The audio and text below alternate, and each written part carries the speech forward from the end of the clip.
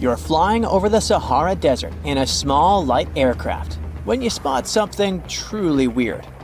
It seems to belong to a very different part of the world, the ocean. But what ocean can be huge enough for this monstrous sea star to dwell there? You descend and realize that it's not a sea star. It's a towering dune with a pretty unique shape, and it's not alone. From afar, these magnificent sand structures look a bit like pyramids. They have pointed tops and radiating arms. Called star dunes, they're the most complex and largest desert dunes in the world. They're the tallest of their kind, but that's not the coolest thing about them. Researchers have found similar formations on Mars and even on one of Saturn's moons, Titan. Star dunes aren't super rare, but they're especially widespread in southeastern Morocco near the border with Algeria. That's where you're flying at the moment, and the breathtaking dune you're marveling at is Lella Lalia, probably the most famous of them all, a giant 330 feet tall. Scientists believe that it formed in less than 1,000 years. How about doing some research to find out more about these unusual formations? There, I see a great spot for landing. Star dunes got their name because of their multi-armed shapes. They form in areas where winds change direction throughout the year. But even though you can find them in different places on our planet, there is just one confirmed star dune in the rock record, the collective record of Earth's development reflected in preserved rocks. The star dune in question is in Scotland, and it's ancient, from about 250 million years ago. That's all we know about super old star dunes. Probably because we don't know what to look for to identify one. Another problem: star dunes often form in remote locations, which makes them extremely difficult to study. Imagine reaching the nearest settlement, then somehow traveling who knows how many miles to the dune itself, and then slogging up several hundred feet of shifting sand. I'll pass. But you can go since you've already landed, and the dune is right here in front of you. Currently, you're in a dune field called Erg Shabi. Lucky for you, this area has long become a popular tourist stop. Look, in the distance, there are hotels and even a good road. Scientists who examined Lella Lalia before you used ground-penetrating radar to find out more about the sand formation. This equipment can detect the tiniest differences in sand grain sizes and water content under the surface of the dune. That's how you can create a picture of its interior layers. Look out! Phew, it was a close call. See this trench? The researchers dug such trenches to take samples of long-buried sands and then examine them. It's a pretty cool process. The thing is, while buried deep inside, the quartz in the sand accumulates radiation coming from natural sources within our planet. We can compare the grains of quartz to minuscule rechargeable batteries. They can store the energy they get from radiation. When researchers bring them to the laboratory, they can make the grains release that energy, which comes out in the form of light. Scientists can measure the brightness and say when the sand enjoyed sunlight for the last time. Now, when those experts who dug the trenches looked inside Lella Lalia, they were shocked. The enormous formation turned out to be very young, for a dune, of course. You'd expect a dune that is several hundred feet tall to be pretty old, like thousands or tens of thousands of years. But that wasn't the case. Well, at least not entirely. The upper part of the dune has turned 900 just recently. But look at the sand near the base of the dune. Yep, right there. Well, it was buried there around 12 or 13,000 years ago, representing ancient dunes in the area. Those good old dunes were active for a couple thousand years, and then something went wrong. Because for a whopping 8,000 years, the sand wasn't accumulating there. A mystery? Scientists might have an explanation. You see, the first part of this quiet period occurred during the time when the climate became warm and wet. Yep, even in the Sahara. It happened about 11,700 years ago. It was the end of the last ice age and the beginning of a new era, the Holocene. And guess what? The Sahara went green. It started blooming like your local botanic garden. Plants started popping up all over the place, stabilizing the sand. If you had visited the Sahara during that period, you wouldn't have recognized this place. But you would have likely come across humans wandering marshy landscapes and hunting for food. Researchers have found pottery fragments and stone tools on one side of Lelalalia. That's true. As sand dunes form and then shift throughout their lives, they swallow and protect ancient remnants of life. Just dig well enough and you might find something that will provide you with a window into the past. It can be ancient fossils, anything from fossilized shells and corals to prehistoric plants. Those can offer precious insights into the history of our planet and the living beings once inhabiting certain regions. Now, it might come as a shock, but in the Sahara Desert, scientists have uncovered well-preserved marine reptiles and fossilized fish within the layers of those ancient sand dunes. They are the remains from the time when the Sahara was covered with a sea millions of years ago. Anyway, it's time to leave that ancient paradise if you want to survive. 4,000 years ago, the wet period came to an end, and the Sahara dried out again. Interestingly, our dune didn't begin building up right away. For some time, sand probably blew through but didn't accumulate. Or the dune could have started growing in a different location. And it's a valid theory since scientists have discovered recently that Lelalalia shifts around 1.6 feet every year. It also accumulates about 6,400 tons of sand every year. Now, if you've been inspired by your dune trip and are now eager to explore more of them, I've got some unpleasant news for you. Unfortunately, although there might be star dunes locked in sandstones around the globe, they're super tricky to detect. The problem is, dunes are huge, but they lack a single distinguishing feature. So you'd really need large exposed beds of rock if you want to get a wide enough view to identify a star dune. On the bright side, there surely are places where it might be possible to do such research, but you should be ready to know that it might be just a set of various features that look like other dunes. But if you combine them, you'll say, it's likely to be a star dune. Comment below if you'd like to go on a trip in search of a star dune. Meanwhile, we'll continue our journey. You decide to have some rest and start climbing down the side of the dune. That's when you begin hearing it. Terrible, haunting sounds. Are there ghosts nearby? Worry not, you're safe. You might have heard of a phenomenon called singing sands. As you walk down some sandy slopes, you disturb the grains of sand. They rub against each other, producing friction that creates those eerie melodies. With each step, the sand beneath your feet comes alive in a ghostly choir of whistles and whispers. The sounds range from low hums to loud, high-pitched wails, as if an otherworldly symphony is echoing through the dunes.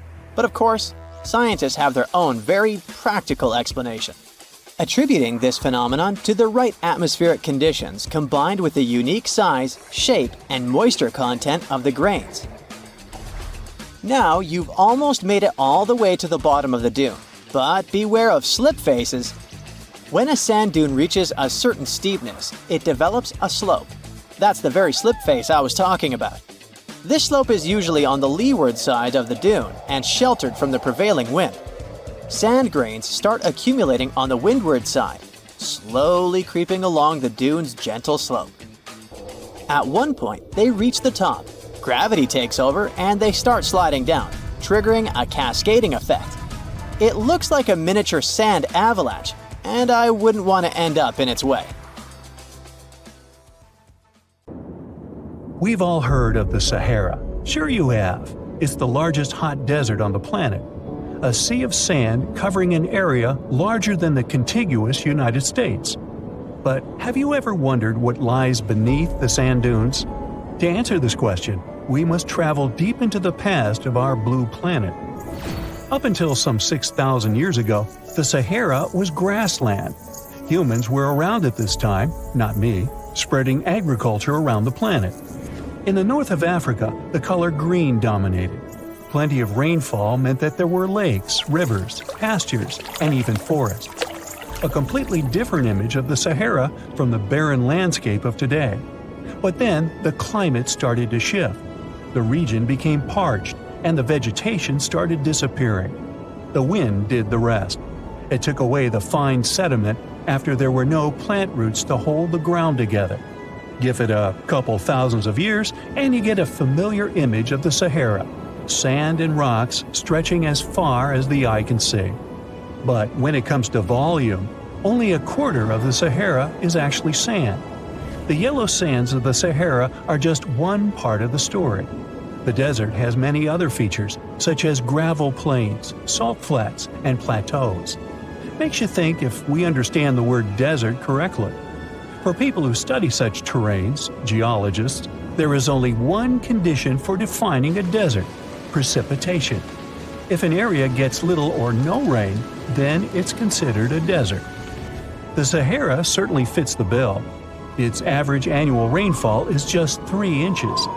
Compare that to the nearly 45 inches a year in New York. When we look at precipitation, this sandy desert is only the third largest in the world.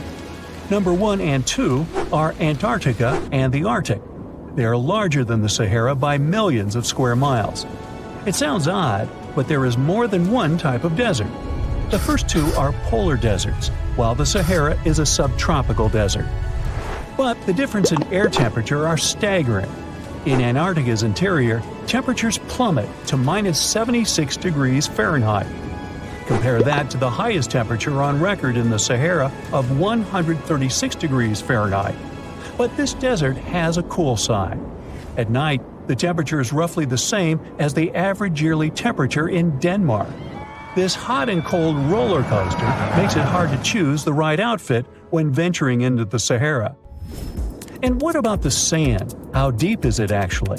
The depth varies between 70 and 140 feet. That's not too deep. If you put the Statue of Liberty in a tall dune, half of it would still stick out of the sand. Its vast amounts in the Sahara were created by aeolian processes. That's Greek for wind. Over time, it blows and shapes the surface of the earth. In dry areas with sparse vegetation, winds erode the ground much faster. That's what happened in North Africa.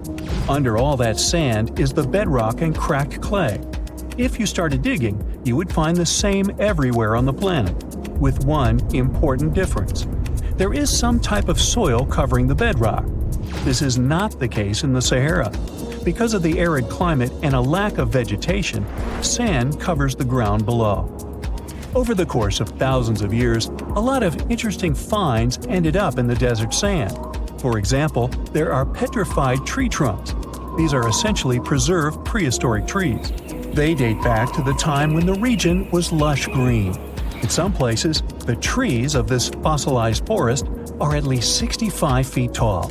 The wood is so well preserved that you can still see the texture and knots.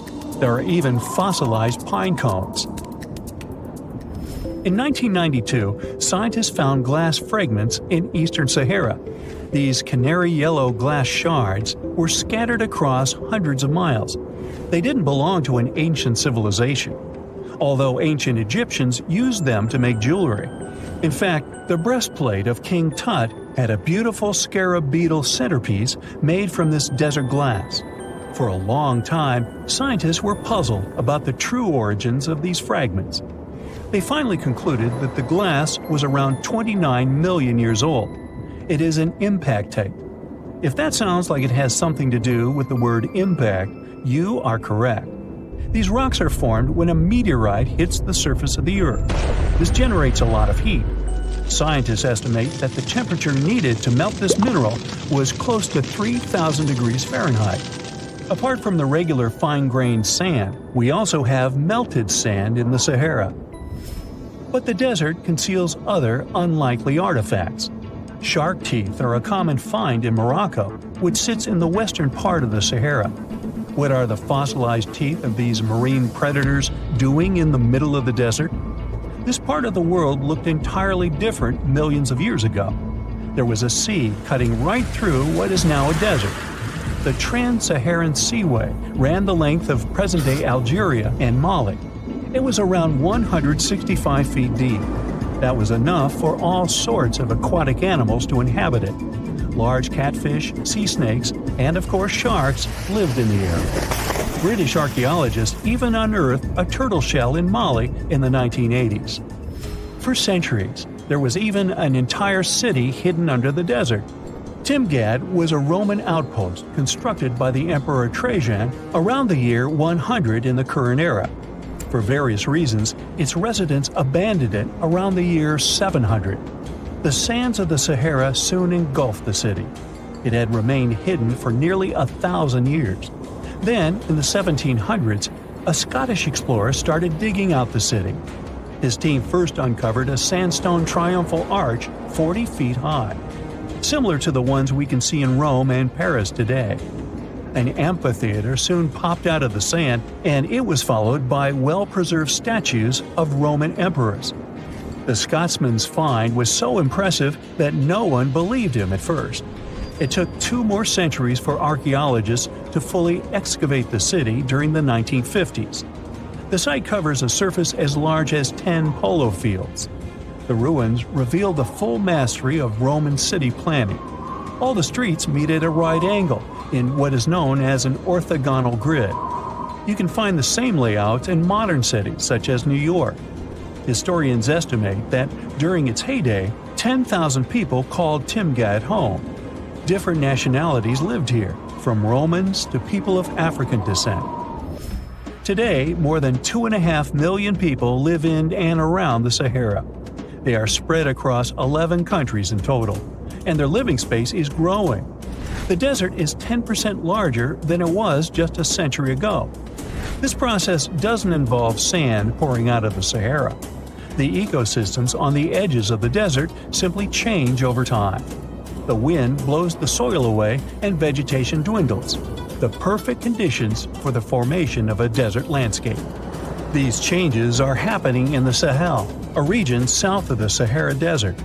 That's why the African countries have recently come together for a project called the Great Green Wall. The primary goal is to stop the desertification of the Sahel and hold back the sands of the Sahara. Their plan is ambitious and involves planting a wall of trees from the west to the east of the African continent. The proposed forest is not only going to be long, but wide as well. The Sahara and the Sahel share a historic bond. Since antiquity, camel caravans have been making the journey from Africa's Mediterranean coast in the north to the savannas in the south. The golden age of this trade kicked off in the 9th century. The perilous journey took several months to complete. The route was 2.5 times longer than the length of the Grand Canyon. Explorers still find evidence of these ancient caravans hidden away under the sands of the Sahara. You find yourself in Africa, land of unique wildlife, home to a great variety of cultures and languages, and, first and foremost, host to the world's largest hot desert, the Sahara. It's daytime, and you are thirsty for some water and shade. You've been walking for days, trying to find one of those precious-looking oases. You feel you're near, but the horizon just keeps stretching and stretching. Your mind is tired, and your body is feeling all the heat. It's like you've eaten a full plate of hot pepper and then some more, judging by how much you're sweating. And when I say hot, think 100 degrees Fahrenheit hot, on average. No wonder this is happening. After all, you find yourself in the world's biggest hot desert. Now, I say hot desert since the biggest deserted landscapes are actually the cold ones, located in Antarctica and the Arctic. I see Antarctica's frozen desert is more or less the size of 1 million LAXs. Yep, the Los Angeles International Airport. The Arctic Desert is just a bit smaller than that. Now, in case you don't know, the Sahara Desert is located in northern Africa, stretching from the Atlantic Ocean all the way over to the Red Sea. It occupies an area large enough to place approximately 100,000 Disney World theme parks side by side. According to scientists, its boundaries are expanding. Deserts usually form in the subtropics because of what's called Hadley circulation. The air rises at the equator and descends into the subtropics. This circulation of air has a drying effect, which helps the formation of desert landscapes. Since the 1920s, the Sahara is considered to have expanded by over 10%. How is this happening? Well, let's start from the beginning. You probably know the Sahara Desert as one of the most inhospitable places on Earth today. Just FYI, for a place to be considered a desert, it has to receive less than 4 inches of rain per year. Due to the very small precipitation index, deserts are usually dry and arid places. There is little humidity in the air, and daytime temperatures can go as high as 130 degrees Fahrenheit. Usually, there isn't that much animal and plant life because of the lack of water. But in the Sahara's case, it wasn't always like that. It may be difficult to imagine northern Africa without the tons of sand it has today. But about 20,000 years ago, the Sahara was actually one big oasis. Recent discoveries show clear evidence of what the scientists now call the Green Sahara. In the mid-1800s, a German explorer crossing the Sahara encountered some paintings and engravings that nomad artists had left behind. What he saw in those paintings looked nothing like his actual surroundings. Instead of an arid landscape with only camels and desert vegetation, the rock paintings depicted jungle animals like giraffes and hippos.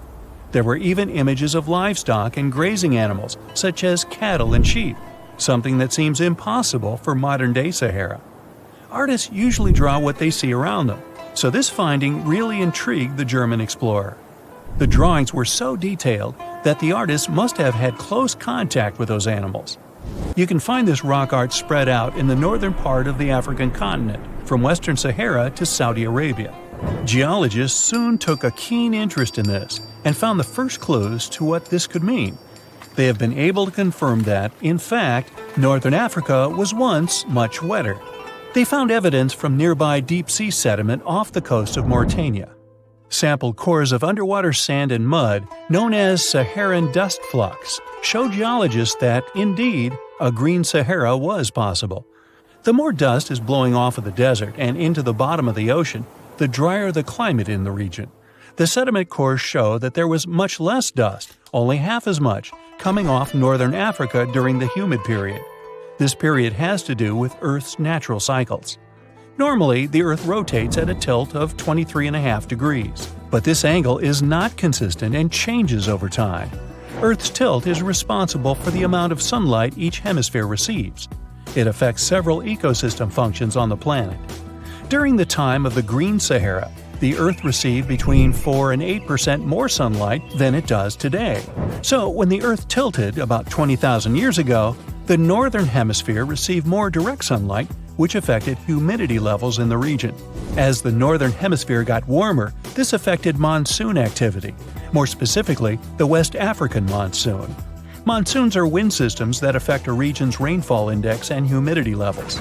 As a part of the globe gets warmer, it allows for more air to rise. It combines with the wind to draw moisture up into the atmosphere. Little by little, northern Africa also became wetter. The increased moisture made the Sahara so wet that there were actual bodies of water in the region. As vegetation grew, the plants held onto moisture better than bare sand could.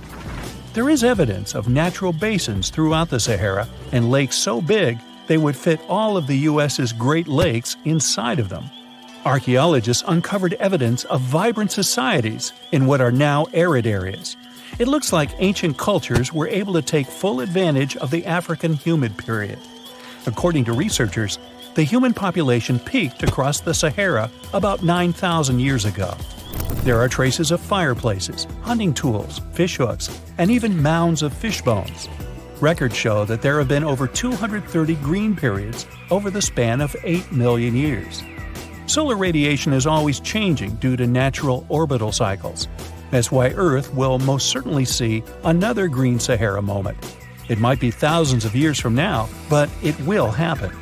The same way the Sahara turns green, it turns yellow again. Let's put it like that. All it takes is a significant axial tilt and a few years of readjusting. However, another phenomenon is calling the attention of scientists now. Recent studies by the National Science Foundation from the University of Maryland show the Sahara has expanded 10% over the past 90 years. This phenomenon is called desertification, which literally means fertile land turning into desert land. The Sahara Desert is now advancing into the semi-arid region of Sahel. In 1950, this region was home to 31 million people. Today, its population is over 100 million people. This rapid population growth has largely contributed to the Sahara's expansion. Farmers that were once nomads began settling down. Land usage grew more intense, aiding in weakening the soil. The demand for food has caused an overcropping of the land, so even more of it is turning into the desert now. The study also shows that natural climate cycles can affect rainfall in the Sahara and the Sahel. Scientists affirm that all deserts fluctuate, not only the Sahara. A desert's boundary may expand in the dry winter and contract during the wetter summer.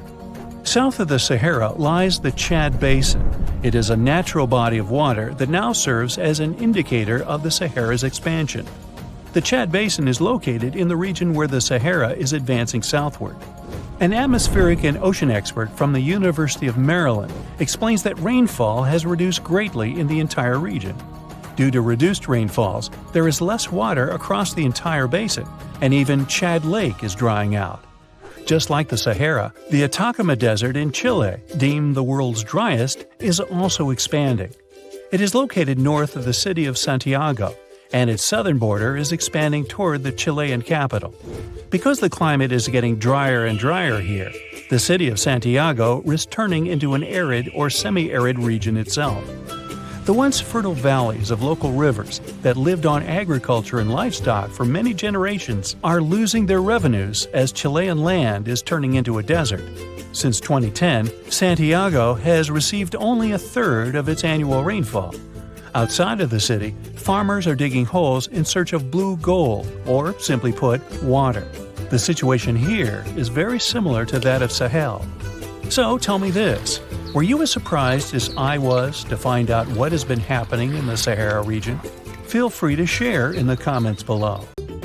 You plan to spend your summer vacation in Africa. The final destination is the Sahara Desert. It's located in northern Africa, stretching from the Atlantic Ocean to the Red Sea. You're excited to ride camels and learn about the region's rich cultures. You hop on an extensively long flight, and finally, you are here. You find yourself in the world's biggest hot desert. Can you believe it's 3 million square miles? You're ready for your first adventure after drinking liters of ice-cold water. The guide gives you a choice. You can spend 2 weeks visiting a collection of oases, or you can help them solve an ongoing local mystery. Deep into the desert, near this Algerian town, lies a mystery begging to be solved. A collection of huge, spotted circles in the sand. There are dozens of them, stretching for miles in a straight line.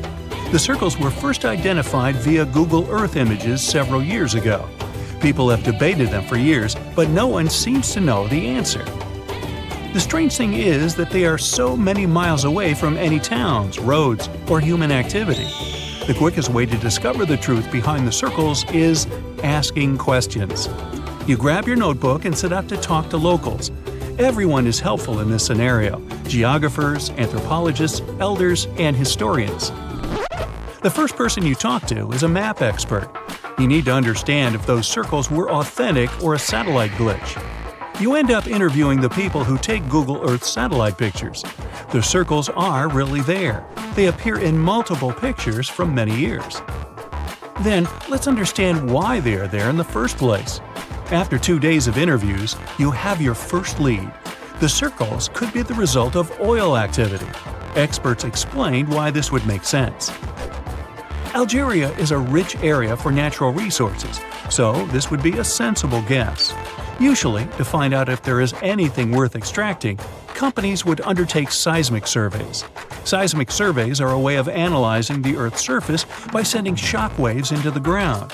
Depending on how these waves bounce back, you'll know what is located there.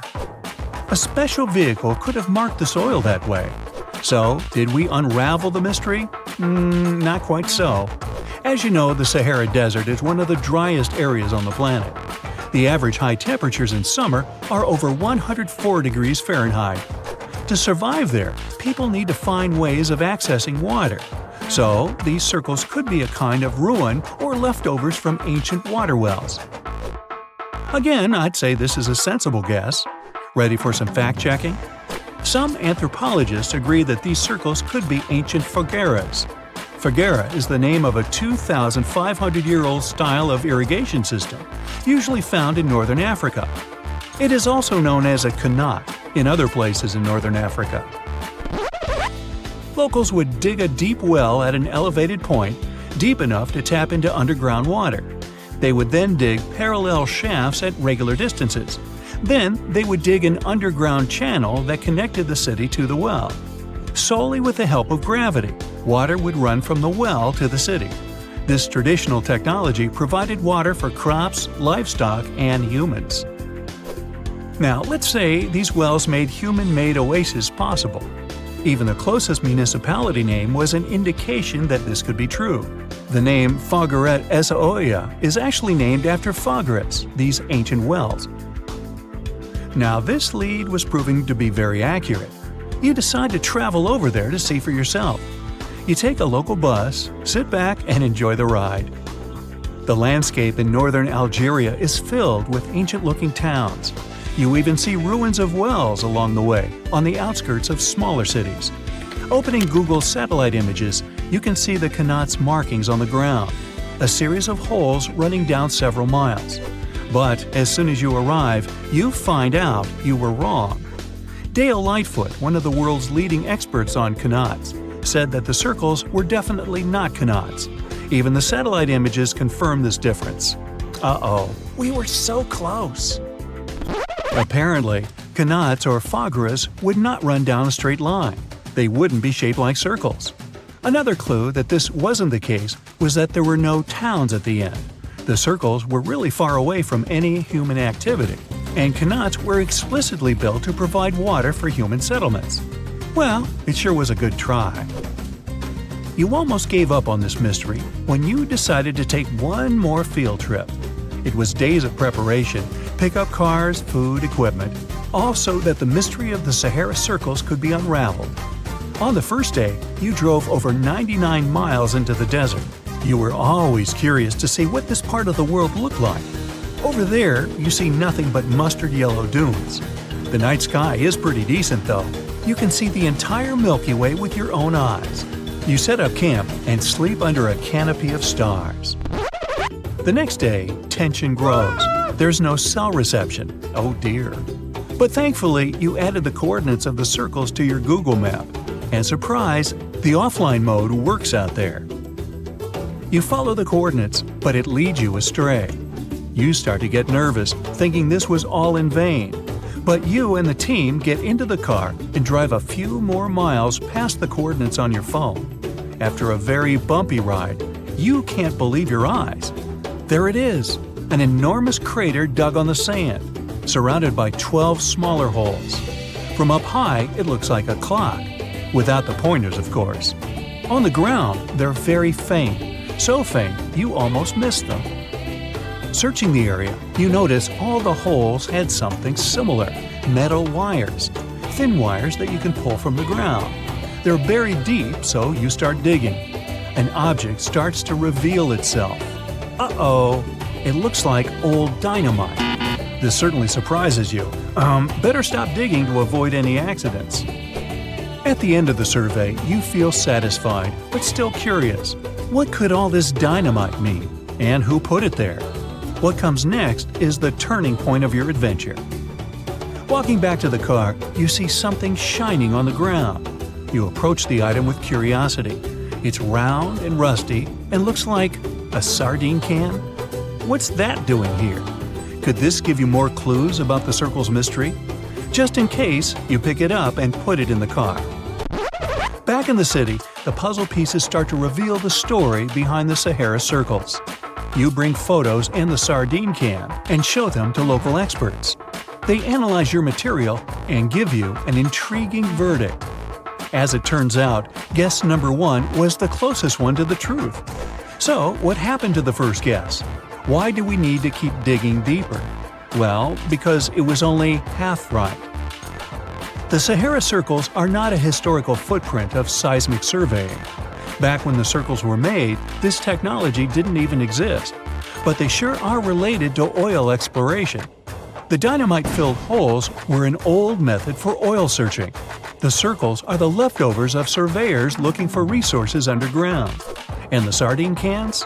Well, they were left by the workers who held explosion works. You gotta eat, right? According to the model of the can, this happened more or less around the 1950s and 1960s. So these circles aren't even that ancient. More like modern ones, if you ask me. Well. Hope you are glad you tagged along and helped unravel this mystery. See you in the next mystery-solving adventure.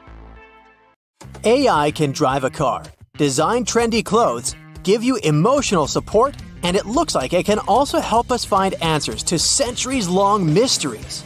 Researchers from Yamagata University Institute of Nazca and IBM Japan used a deep learning AI model to find new Nazca lines. Those are distinct white lines on a rusty red background that you can see from a plane while flying over the deserts of southern Peru. Scientists have tried to decipher the meaning of the Nazca lines ever since they were first discovered in the 1920s. There are straight lines, rectangles, triangles, and swirls. There are also some giant drawings. You can see a monkey, a whale, a condor, a hummingbird. The 4 recently discovered geoglyphs, which is the scientific word for those drawings, show a humanoid-like figure holding a club, a fish, a bird, and a pair of legs. What is the hidden symbolism of all that? And why did the Nazca people decide to draw a humanoid in the desert? And did they even know who humanoids were? Let's dig into history to find some answers. The representatives of the ancient Nazca culture created their famous lines more than 2,000 years ago. The geoglyphs have stood the test of time thanks to a dry climate and strong winds in the desert. Scientists found that to form the lines, the Nazca people scraped off the top layer of pebbles, revealing the contrasting soil beneath. The soil's color varies from reddish-brown to yellowish-gray. It makes it look like the lines are constantly changing appearance. It looks like the creators first made small-scale models and then enlarged them to create the full-scale designs we see today. In total, there are more than 800 straight lines, around 300 geometric figures, and 70 animals and plant designs.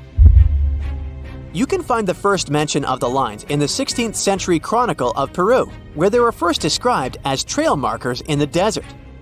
Since you can't really study the lines and their symbolism from the ground, those geoglyphs only became world famous only in the 1930s. It was the start of the era of commercial planes, so more and more people could witness the lines from their window seats and spread the word. During his research a decade later, Professor Paul Kosuk noticed that one of the lines aligned with the setting sun on the day after the winter solstice, which is the shortest day of the year.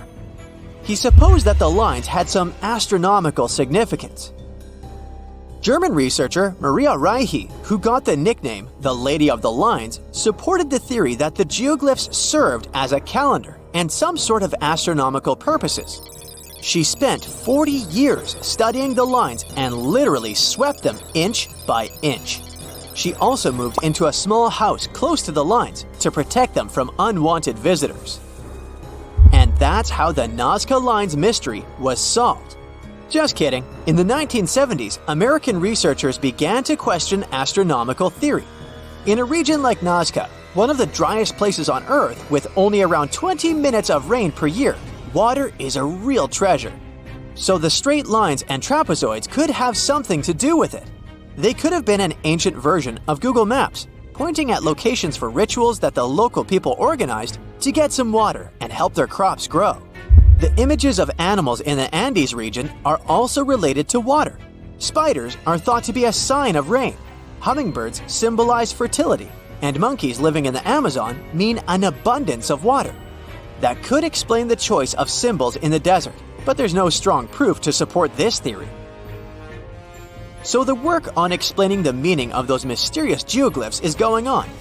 In the 21st century, the Nazca Lines have become the research ground for archaeologists from Yamagata University. Masato Sakai, a professor of archaeology, together with others on the team, are using high-resolution aerial photography and drones to discover and catalog the lines. They found images of humans, camelids, birds, orca whales, cats, and snakes, most likely created between 100 before current era and 300 current era. Some of the images are around 10 to 20 feet long, and that's why they were pretty tricky to notice. The largest geoglyphs are 1,200 feet across, which is about the height of the Empire State Building. The researchers believe the Nazca lines were a form of communication in the desert for their creators. The linear ones pointed the direction from valley to valley. The ones drawn on slopes seem to have been drawn along ancient pathways between settlements. Professor Sakai explains that discovering new lines is tricky. Some of them are so poorly preserved that it's hard to spot them in aerial photos. There are also irrigation systems and roads all across the Nazca region, and it complicates the task. And that's where AI comes in handy. The team showed it pictures of previously explored Nazca lines so it could learn what to look for. Then, AI went through tons of footage taken from planes and satellites and also laser data from previous surveys to identify the lines scientists hadn't found before. The system works 21 times faster than humans, and it made some curious discoveries. Scientists then traveled to the locations it chose to verify the findings. In 2019, AI helped to discover a humanoid-shaped character with a rectangular head who is holding a stick and wearing a headdress. It became a real puzzle for the scientists trying to understand the creature's role in ancient society.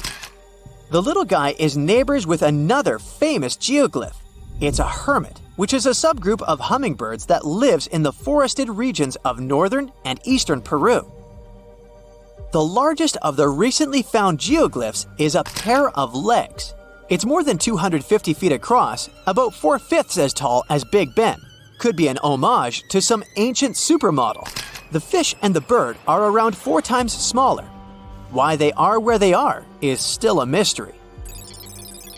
Listing new geoglyphs isn't the only way AI is helping scientists. It's doing a lot of good for astronomy. It analyzes vast amounts of astronomical data and uses its algorithms to identify patterns, classify celestial objects, and even predict new events. For example, AI models have been developed to detect and categorize galaxies, search for exoplanets, and identify rare cosmic phenomena. It also helped analyze data obtained by the Kepler mission to discover new Earth-sized planets circling other stars. AI is also transforming the field of chemistry. Machine learning algorithms can predict chemical reactions, discover new compounds, and optimize chemical processes. All of this helps scientists save a lot of time and resources in the labs. If you've ever written a thesis, you know that analyzing vast chunks of information can take forever. Now imagine you need to analyze the archives of the British Library's national newspaper. It's piles and piles of history. So, researchers are teaming up with the curators to develop special software that can analyze the vast amounts of data extracted from these collections. Computational linguists and historians will be able to delve deep into the past and get some insights into changes in society and culture. They'll focus on key periods and track how advancements in technology shaped various aspects of society. AI even helps in the conservation of seals. It's really expensive and challenging to monitor certain species of those cutie pies living in the sea ice zone.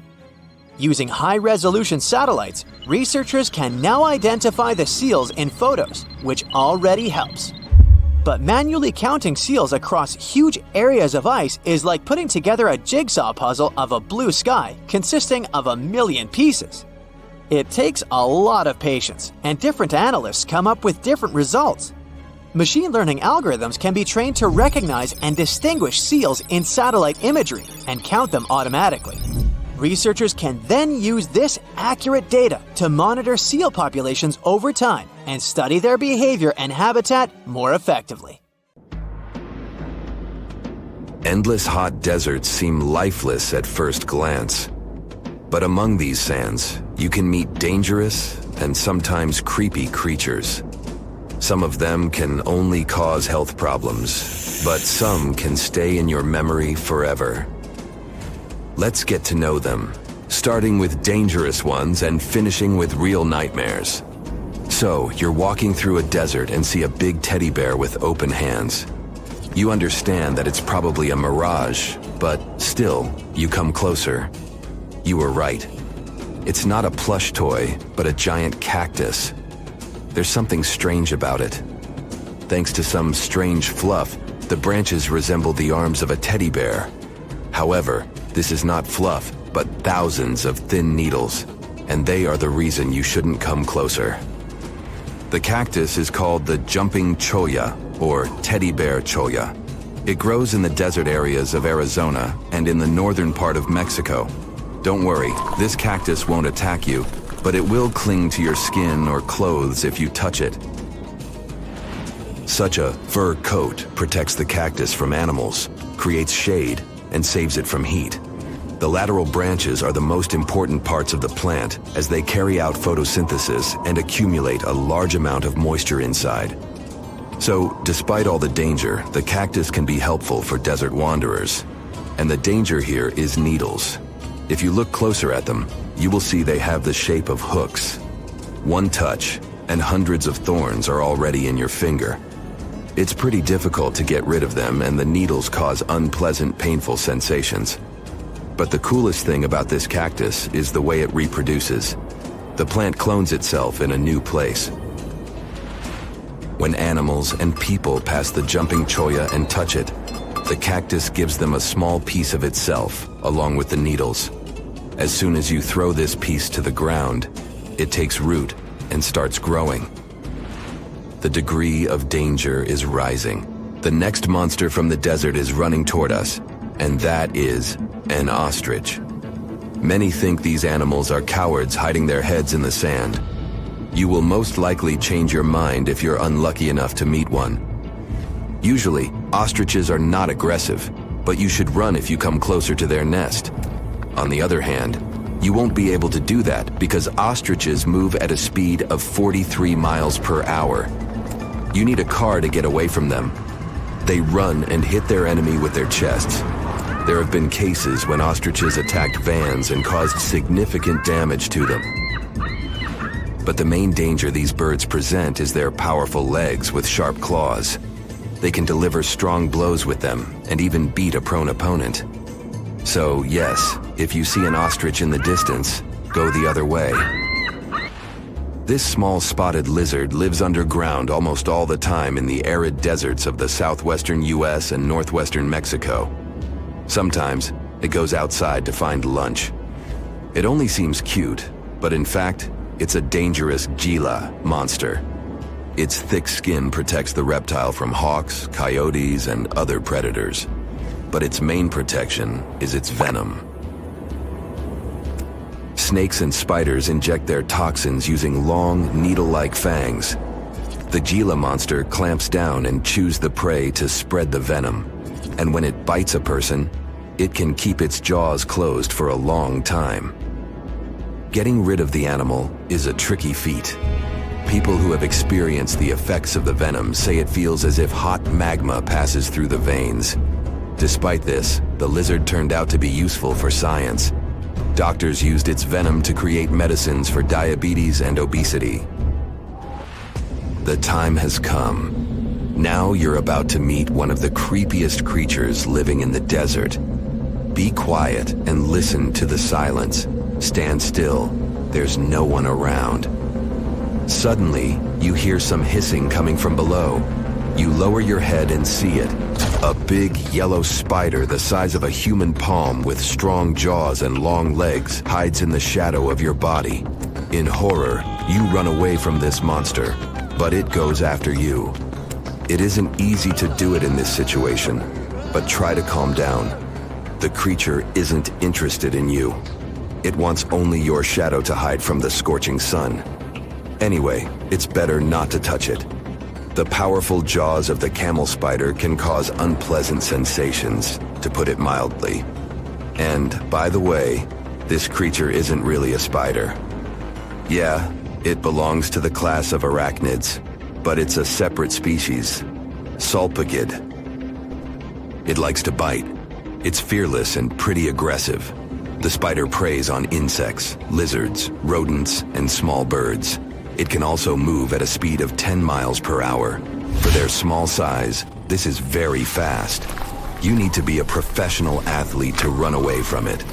Most often, you can find camel spiders in the deserts of the Middle East, but they also live in Mexico and the southwestern US. These runners are nocturnal and try to avoid the sun during the day, so they are always hunting your shadow. By the way, they got their name because they often hide in the shadows of camels. You won't hide from them during the day, but they will also want to come after you at night, especially if you make a fire. Solpugids always run to the light in the hope of eating something. Some species of these spiders make a hissing sound to scare their enemies away. Now, let's calm down for a second and leave the hot desert. We're going into the humid tropics of Tanzania. Under tree bark, fallen leaves, and in dark caves, you can meet one of the most terrifying creatures on Earth, a tailless whip scorpion. Imagine a big scorpion without a tail, with a flat body that looks like it has been pressed by something. It's similar to spiders, but has no venom glands and can't spin a web. This monster is silent and fast, but the scariest thing is its 2 front claws, twice as long as the creature itself. Any prey it catches will never escape. Life in a dark cave has spoiled its eyesight, so the whip scorpion tries to avoid sunlight. During molting, it climbs up to the ceiling and slowly comes out of its old skin. Imagine directing your flashlight there and seeing small cocoons out of which pale spiders with excessively long legs crawl. If you really meet it, be calm and slowly go away as far as possible. Be careful. The flat scorpion can crawl under your clothes in a second and bite you in the stomach. And that's not the worst part. Okay, this is a joke. This pretty guy is one of the shyest and most harmless creatures among spiders and scorpions. It's afraid of you and will never attack. Many consider it beautiful and keep whip scorpions in glass terrariums. If you want such a pet, carefully watch it so that it doesn't run away from its house. If it happens, it will be pretty challenging to catch it again. In a matter of moments, it can get under your bed or go through gaps in the floor. Then it'll go to your neighbor's apartment through a ventilation system and scare people there. Okay, how about one more scorpion? It's not as creepy as the other creatures in this video, but it's the most venomous scorpion in the USA. This is the Arizona bark scorpion. The problem is that you can see it in the desert, in your home, or in the yard. These dangerous venomous beasts crawl into rooms and often sting people. One time is enough to cause pain, similar to a bee sting, but someone with an allergy may experience paralysis, breathing problems, and other health issues. Your heart is racing. You're running for your life from one of the biggest creatures you've ever seen. A giant reptile on 2 legs, sprinting right behind you. You hear the sound of a raging river next to you, but decide not to jump in. Thick leaves and bushes keep blocking your path, and you keep getting stuck in the mud. Everything around you is out to get you, and there's nowhere to hide. You spot a hollowed-out tree trunk and crawl inside. Whatever's out there is getting closer and closer. You hear deep guttural breathing and huge stomping. It's getting closer. You see a large tail from a crack in the tree trunk, swinging and knocking down bushes and small trees. Whatever it is, it's sniffing you out like those dogs at the airport. And right next to your face are giant bugs the size of a house cat. Perfect. You've always been scared to even look at crawly little things, but this one's so close and so big, you can actually see its facial features. It's looking at you like you're the alien. You want to scream, but can't. Then, out of the darkness, more bugs. They're curious things, flicking their antennas all over your body. Okay, this is too much. A bug is one thing, but now, a giant centipede thing is crawling your way. Its fangs are the size of your thumb.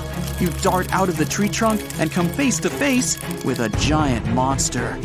It stops and stares at you, knowing you have no place to go. Claws and teeth the size of bowling pins.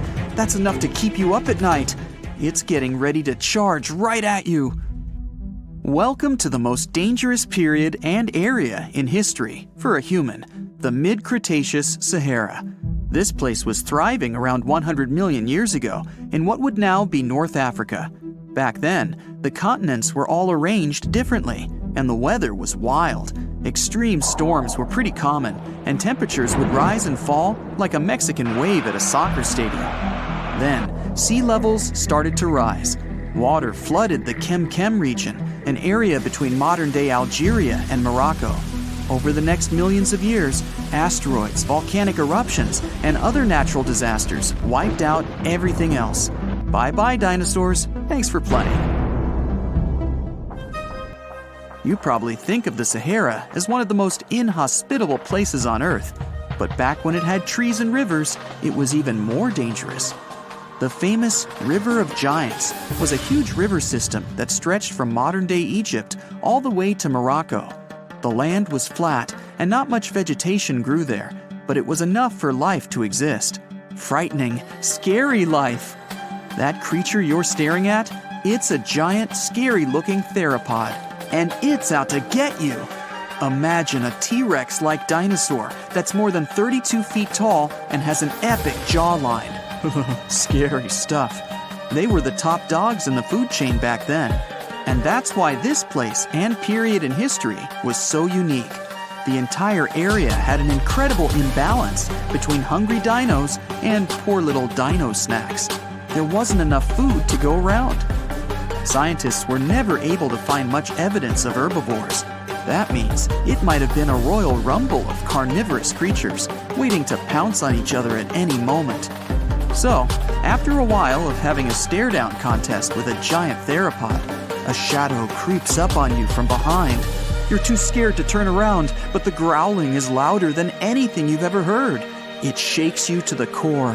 You turn around and see a Spinosaurus, and that's about all you can see. You know how they always show the T-Rex as the king of the dinosaurs? Well, this one would be, what, the emperor? It stands about 50 feet tall and has a sail of scales on its back, the size of a regular human. Then add in a crocodile-style snout with razor-sharp teeth and some short, powerful legs. Its diet mainly consists of river fish, but it's looking at you like you're a delicious fish taco. The two alphas are now in a standoff, with you stuck in the middle. But before you close your eyes and get ready to be eaten, they begin fighting each other, knocking down trees. You tiptoe your way out of there and run. The further you go, the better, right? Wrong. Not here, because everywhere you go, there's going to be something dangerous. During this period, there was danger in the sky, in the water, and on land. There were small mammals scurrying around here and there, but they mostly stayed in the shadows to avoid danger. After 5 minutes of running as fast as humanly possible, you make it out of the forest and onto an open plain. Bad move. Now there's nowhere to hide. Suddenly, you hear another shriek. You look behind you. Nothing. It's just short grass everywhere. Then you tilt your head up to the sky and see what looks like a giant bird. Only these are technically flying crocodiles.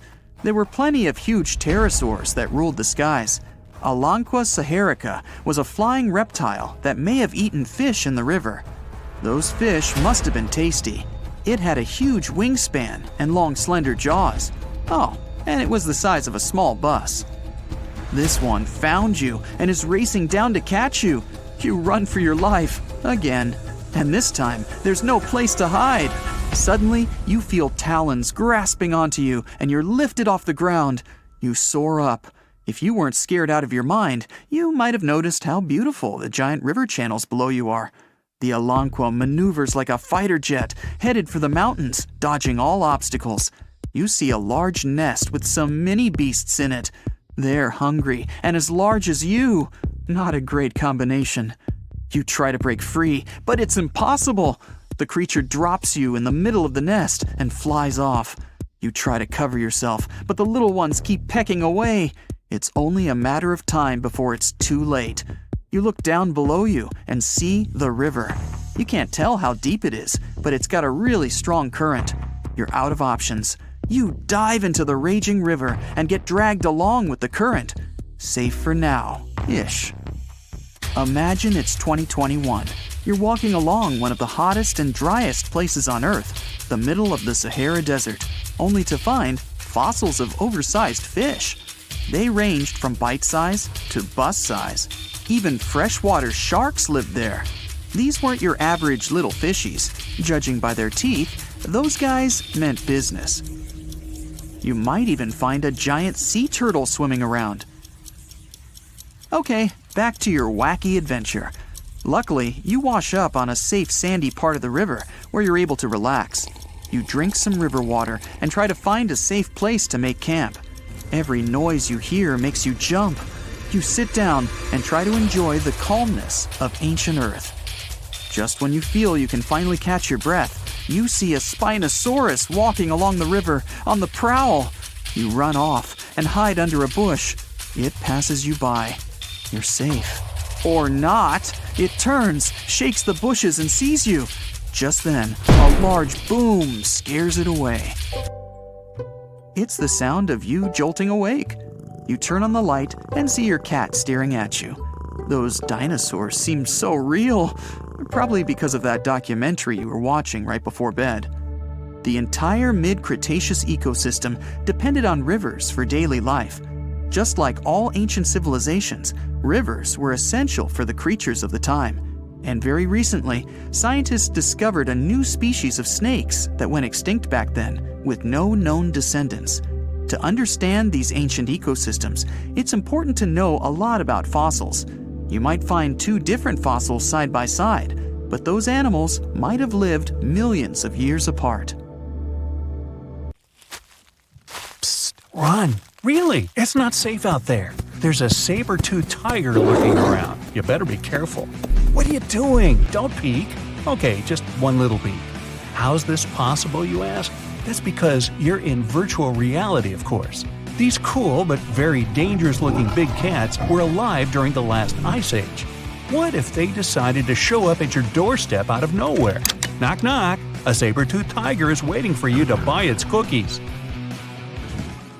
Meanwhile, the coelacanth, this massive-looking fish, comes from a lineage that's been around for over 300 million years. We thought they didn't exist anymore until 1938, that is, when a live coelacanth was found again. Since then, they've been roaming the waters of the east coast of Africa and the waters of Sulawesi, Indonesia. Man, I wouldn't want to go for a swim and meet one of these fellas face to face. Their jaw has an intercranial joint, which means their mouth opens up by a lot. This is so they can eat large prey, like me. Not good. They're huge, too. Imagine a fish that's as long as you're tall and weighing as much as an average human. The takahe, a flightless bird, was thought to be gone in the year 1898. They're very cute, small and multicolored, usually not taller than your knee. But picture this. You're out for a hike in the Murchison Mountains. Looking around, you spot the bird you thought was extinct. But there they are, as happy as ever, surviving and chilling. Whole colonies of takahes was indeed found just 50 years after they were pronounced extinct. Good job, tiny little birds. A singing dog. Ever heard of those? Riley does sing sometimes when he's bored or hungry, but these are real performers. New Guinea singing dogs. They've been only recently discovered again in the wild for the first time in 50 years. Still, they were never completely extinct to begin with. New Guineans made sure they were safe next to them. But in the wild, very rare and hard to catch a sight of. Look, there goes one. The New Guinea singing dogs are called so because of their famous high-pitched singing. They sometimes sing together too. A dog choir of sorts, where they all howl together. I bet they sing better than I do in the shower. Not going far from this area, we have bats, but these ones are sort of different. You see, their ears are enormous. I guess that's why they're called the New Guinea big-eared bats. Clever. The species was found again when one of them was accidentally caught in a bat trap. Until then, I guess they were playing hide-and-seek with us, because up till 1890, they had been thought to be gone. They're still not out of the danger zone because of habitat loss. Imagine you discover a fossil of a species you thought had been extinct for a long time. Yet 2 years later, a whole living group of said species is found. Well, this is exactly what happened in 1977 with the Majorcan midwife toad. It's sort of brownish in color with darker brown that makes up its skin spots. Other than that, it's just a small toad with googly eyes. The group of live toads was found close to where the fossil was, on the island of Majorca. There aren't many of them left, about 500 in fact, and as of right now, they're declared vulnerable by the International Union for Conservation of Nature. Now, are you a fan of tortoises? You will be when you take a look at this huge beauty. It's called the Ferdinanda Island Galapagos tortoise. It hasn't been seen since 1906, but on February 17, 2019, we were finally able to look at one of these beautiful creatures. It's probably out there with a few of its mates right now, but they also don't allow themselves to be seen. We only know they exist because there's a few tracks and scents. With yet another frog, we have the horned marsupial frog. They're out and about in Ecuador, in the Chocó forest to be more specific. They're called this way because of their distinctive horns directly on top of their eyes. You know the pouch kangaroos use to carry their offspring? Well, the female horned marsupial frog also has that, except it's on the back, so it acts as sort of a backpack. They develop their embryos there, and when they're ready to come out, they hatch as complete infants, unlike regular frogs where they start out as tadpoles. One more toad, the starry night toad or harlequin toad. They're black and covered with loads of white spots all over them. Lost for 30 years, it was discovered back in 2019. Picture them as big bodyguards, water bodyguards to be exact. Oh, that's a very big toad on your screen. Well, for the Arhuaco people, that's exactly what they are, guardians of water. They also have their own name for them, Guna. Sounds like a cheese. When scientists found them yet again, they came across 30 of these little creatures, but initially, they were expecting only one. Well, what a nice surprise. Here's a tiger for you, although it doesn't quite look like your typical tiger. It's called the Tasmanian tiger, and it seemingly disappeared since 1936. But then, out of nowhere, people started seeing them out there in the wild just 5 years ago in 2016. They sort of resemble dogs more than tigers, or a fox maybe. Just take a look at its muzzle. Maybe even a mix of both. Then, a few others started popping up too.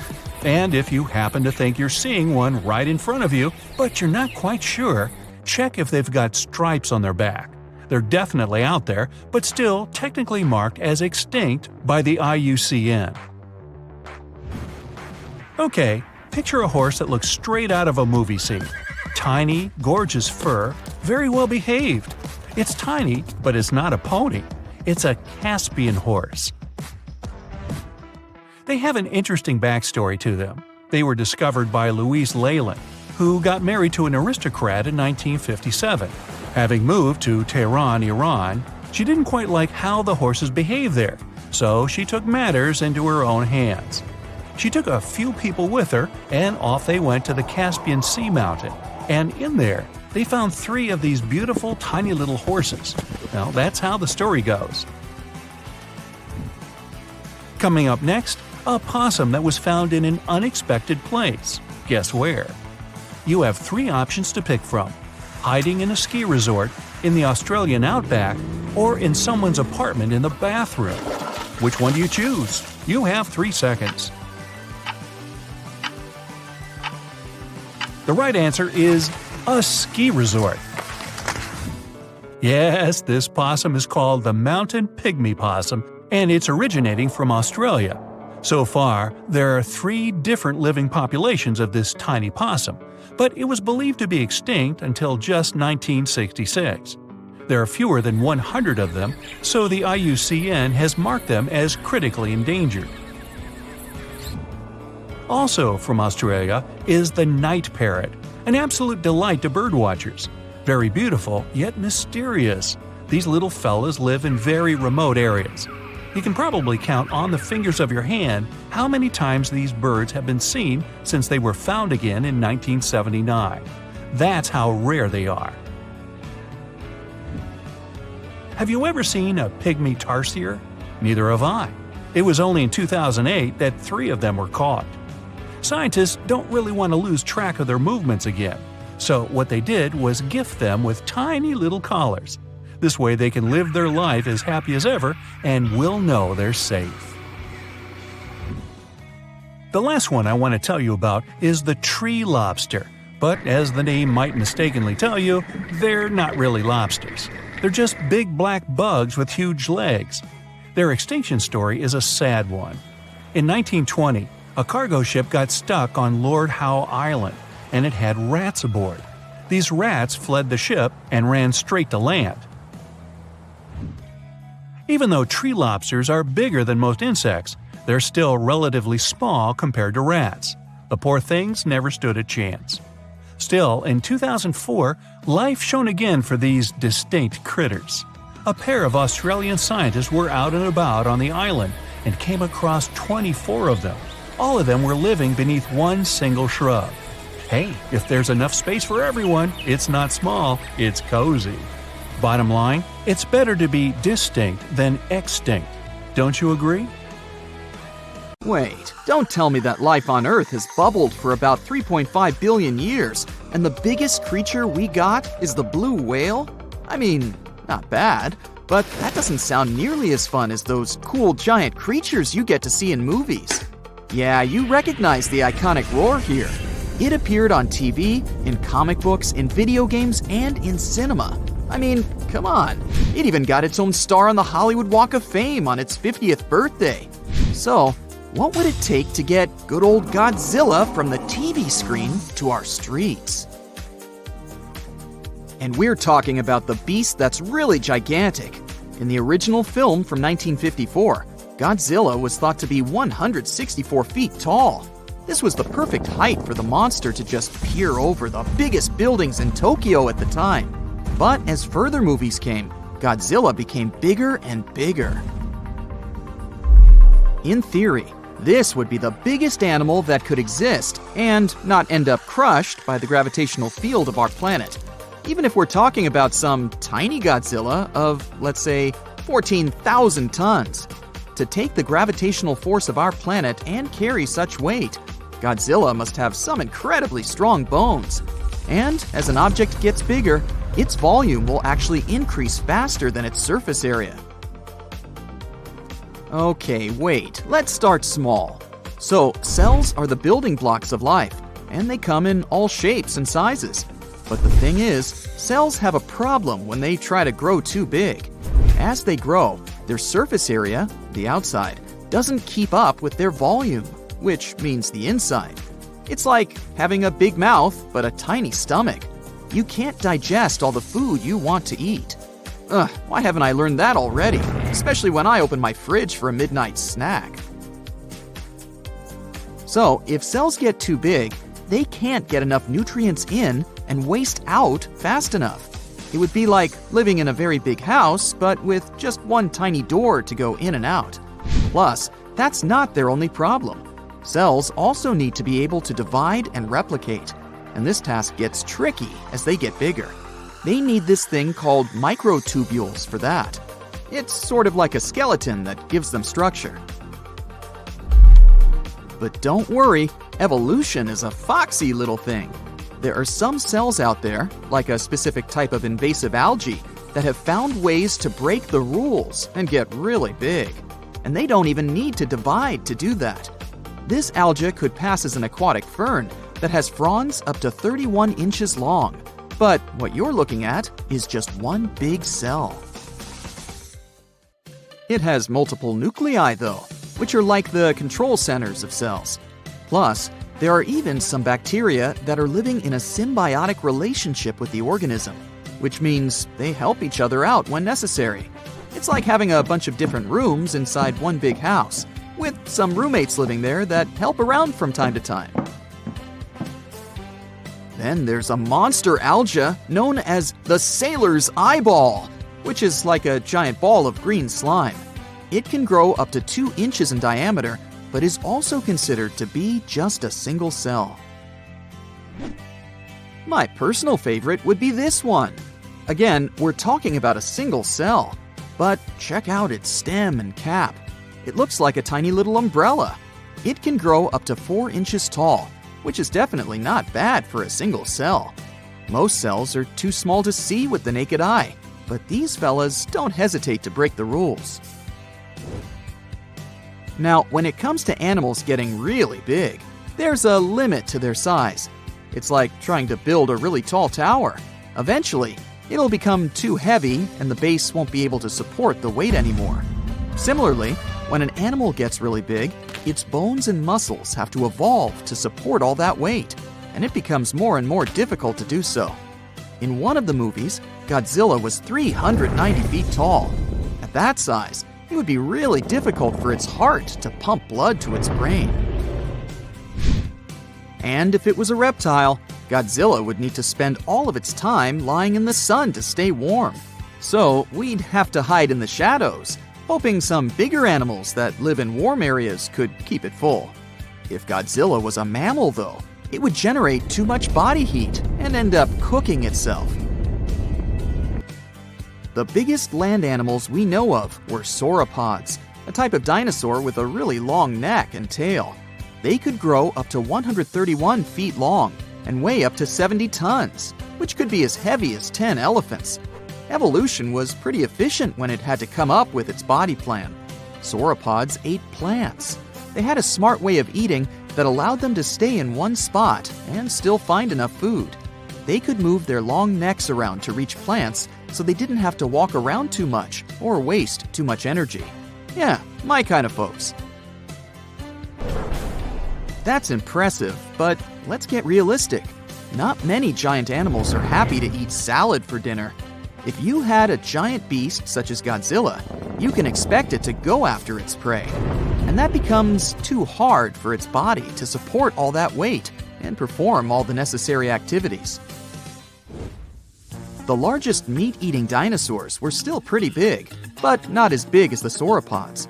The biggest one we know of is a fella called Spinosaurus, which was about 50 feet long. It managed to survive by eating fish and some other creatures that lived in the water. It would be so cool to have Godzilla in real life, if you have some safe basement where it won't find you, of course. But it's not likely some animal could really get bigger than our beloved sauropod. At least, not without running into some serious physical limitations.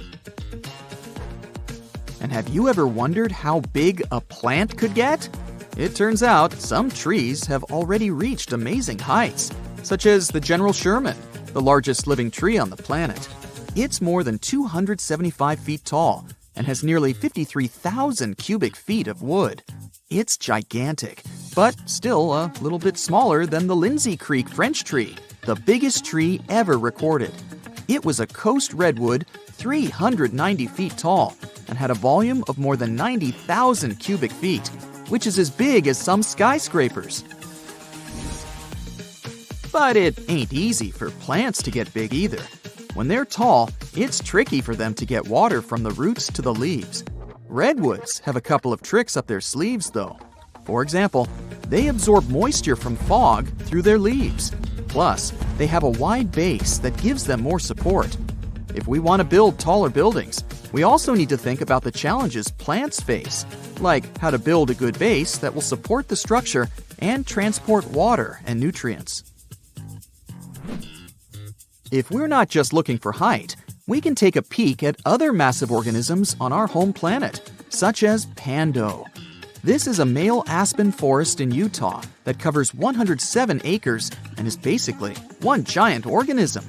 It weighs almost 6,000 tons and is one of the biggest organisms on Earth. Perfect salad bowl for Godzilla. I mean, plants aren't the only organisms that can grow to massive sizes. There are fungi, like the honey mushroom, that can grow into a network of tiny threads called hyphae. They tend to spread out over big areas, and it's like a pretty big underground web, connecting everything together.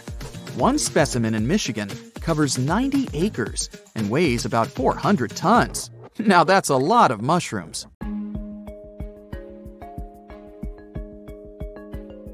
Welcome to Starbuck Island in the middle of the Pacific near French Polynesia.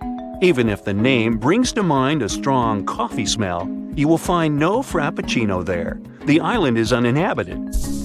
It's also pretty tiny, just 5.5 miles east to west and about 2 miles north to south. The island is so small, New York City could fit in 18 such islands. Seems like there can be zero interesting things, but Google Maps have something to surprise you. A couple of months ago, there was a viral TikTok video about a weird saucer-shaped object found on Google Maps on Starbuck Island. The video racked up over 5 million views in 2 days. The creepiest part is that there's a long streak traversing almost the whole island. It looks as if someone had to brake with all their might, but failed, and it resulted in a crash of that saucer-looking vehicle. Could that be another possible proof that we aren't alone in the universe, and someone tried to visit us and couldn't drive very well?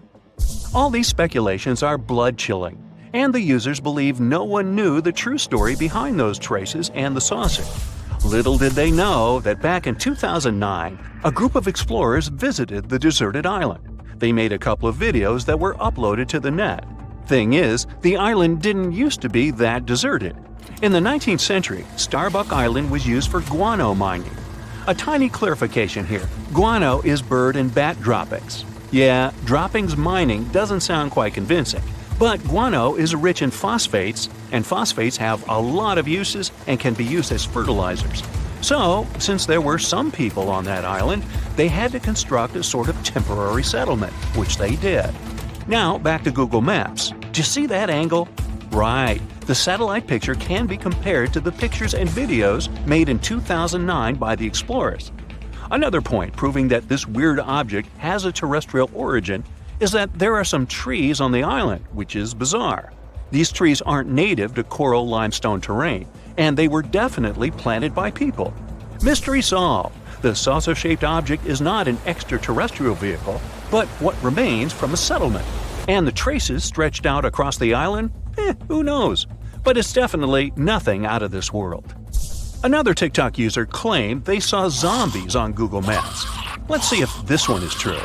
First off, the video scared over 1 million people who watched it. This TikTok starts with a view from afar, and as the user zooms in, we understand we're in Finland. Then we see an inscription. Alright, I surrender. Finnish viewers, help me out here. The next thing we see is a low-quality Google Street View image, and that shot sends shivers down my spine. It looks like a mass gathering of people, but they don't look quite alive. The image looks foggy and bewildering. Are these real zombies? Sure thing they're not. First off, let's deal with the inscription. It translates to English as "a quiet people's facial artwork by this person." So, he is a Finnish dancer and choreographer and intended the silent people artwork to be part of his performance. But now it's an independent art piece.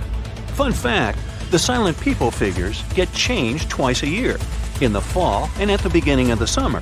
They get all the clothes from donations. Bang! Another myth debunked. Bright side 2, TikTok myths 0. Right, now take a look at that pic. Anything weird you've noticed?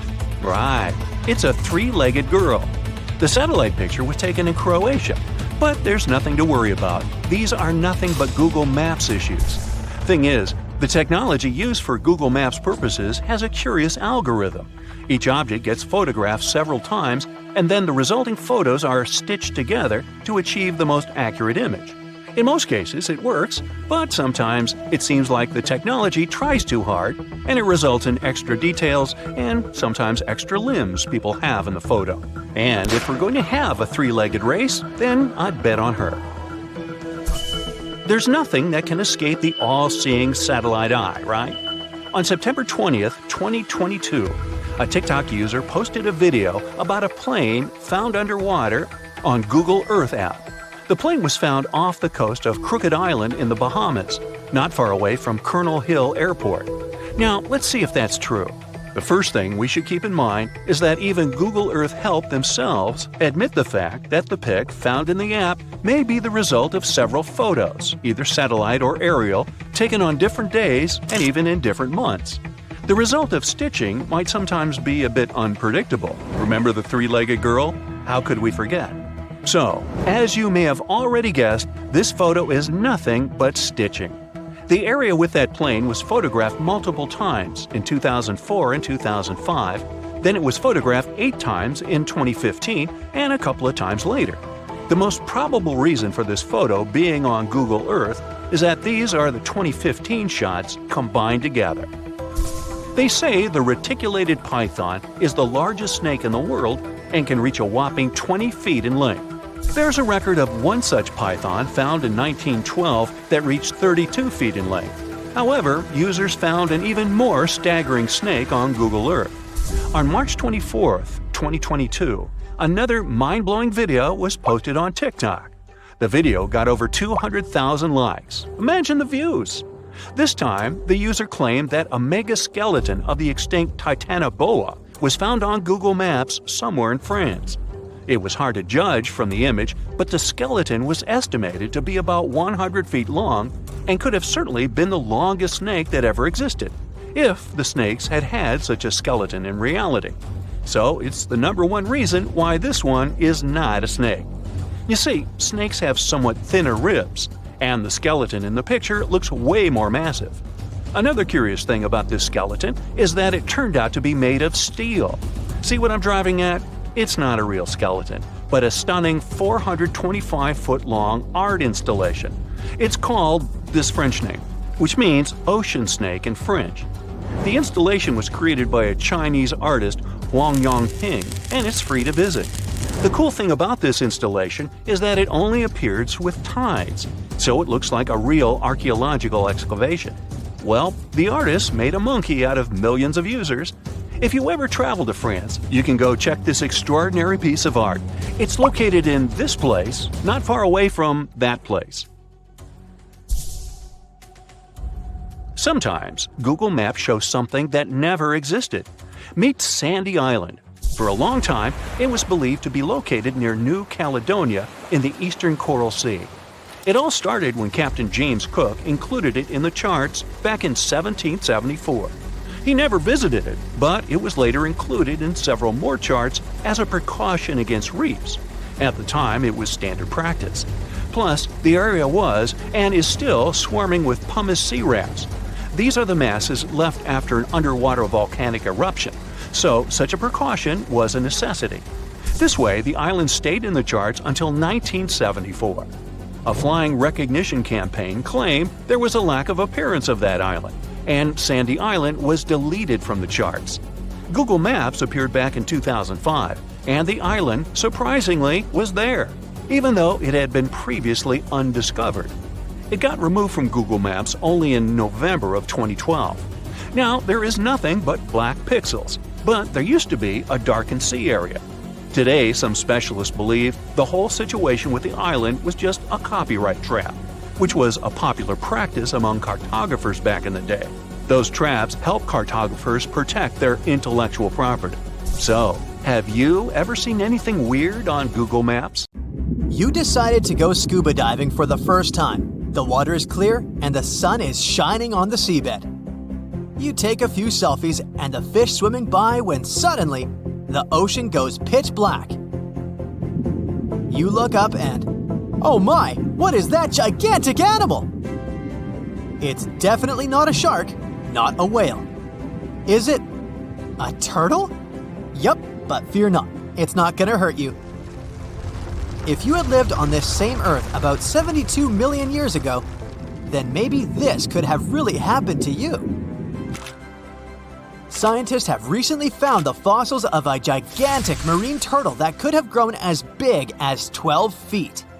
If you don't have any idea of how big that is, let's see some examples. That's the average length of a hippopotamus, 6 golden retrievers, or 2 Michael Jordans stacked on top of each other. The turtle's scientific name is an homage to that old-school sea monster called Leviathan. Maybe you remember this from old-school history lessons. The Leviathan is supposedly a mythical creature that would swallow entire ships or people that were deemed too greedy by the creature. Can you imagine being swallowed by this humongous sea turtle? No, thank you. The fossils of this gigantic creature began to be excavated between 2016 and 2021, all the way in northeastern Spain. The first fossil was located by a hiker in the Spanish Pyrenees, and it was around 8 inches long. The pelvis of this turtle alone measured around 35 inches. It would definitely be one of the biggest turtles today if it hadn't gone extinct. FYI, the largest living sea turtles today can reach up to 6 feet in length, which is already pretty big. Now, how about a gigantic prehistoric scorpion? I bet most people here are not huge fans of these creatures, especially since they're poisonous, which is why the thought of a 9-foot-long aquatic scorpion might be the stuff of nightmares.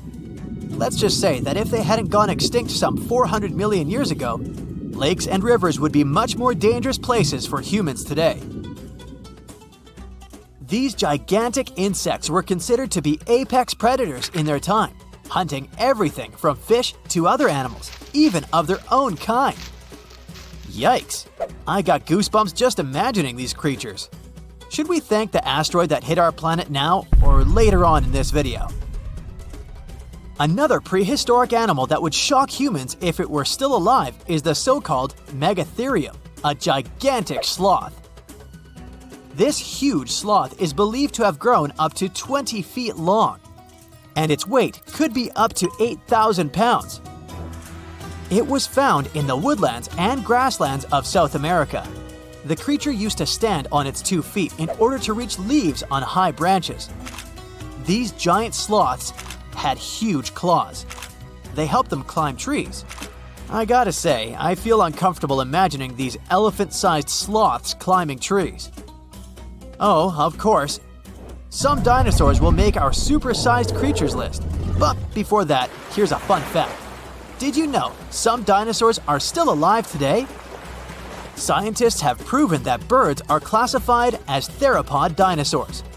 Such infamous creatures as the T-Rex and Velociraptor belonged to this group. I'm sure you've heard these names even before you watched Jurassic Park. The Velociraptor is that scary dino that breaks into the kitchen. Well, they evolved, gained some feathers, and turned into various species of birds we know today. That means that any bird from chickens to those little blue ones is a direct descendant of dinosaurs. Now, does the name Spinosaurus ring a bell? You can see this huge dinosaur in some museums today. Its fossils, I mean. The Spinosaurus was one of the biggest land predators to walk Earth. Actually, to walk its land and water, since scientists believe that this dino was semi-aquatic. It fed mostly on meat, which means humans would be its natural prey if it lived today. This meat-eating dino lived around 90 to 100 million years ago.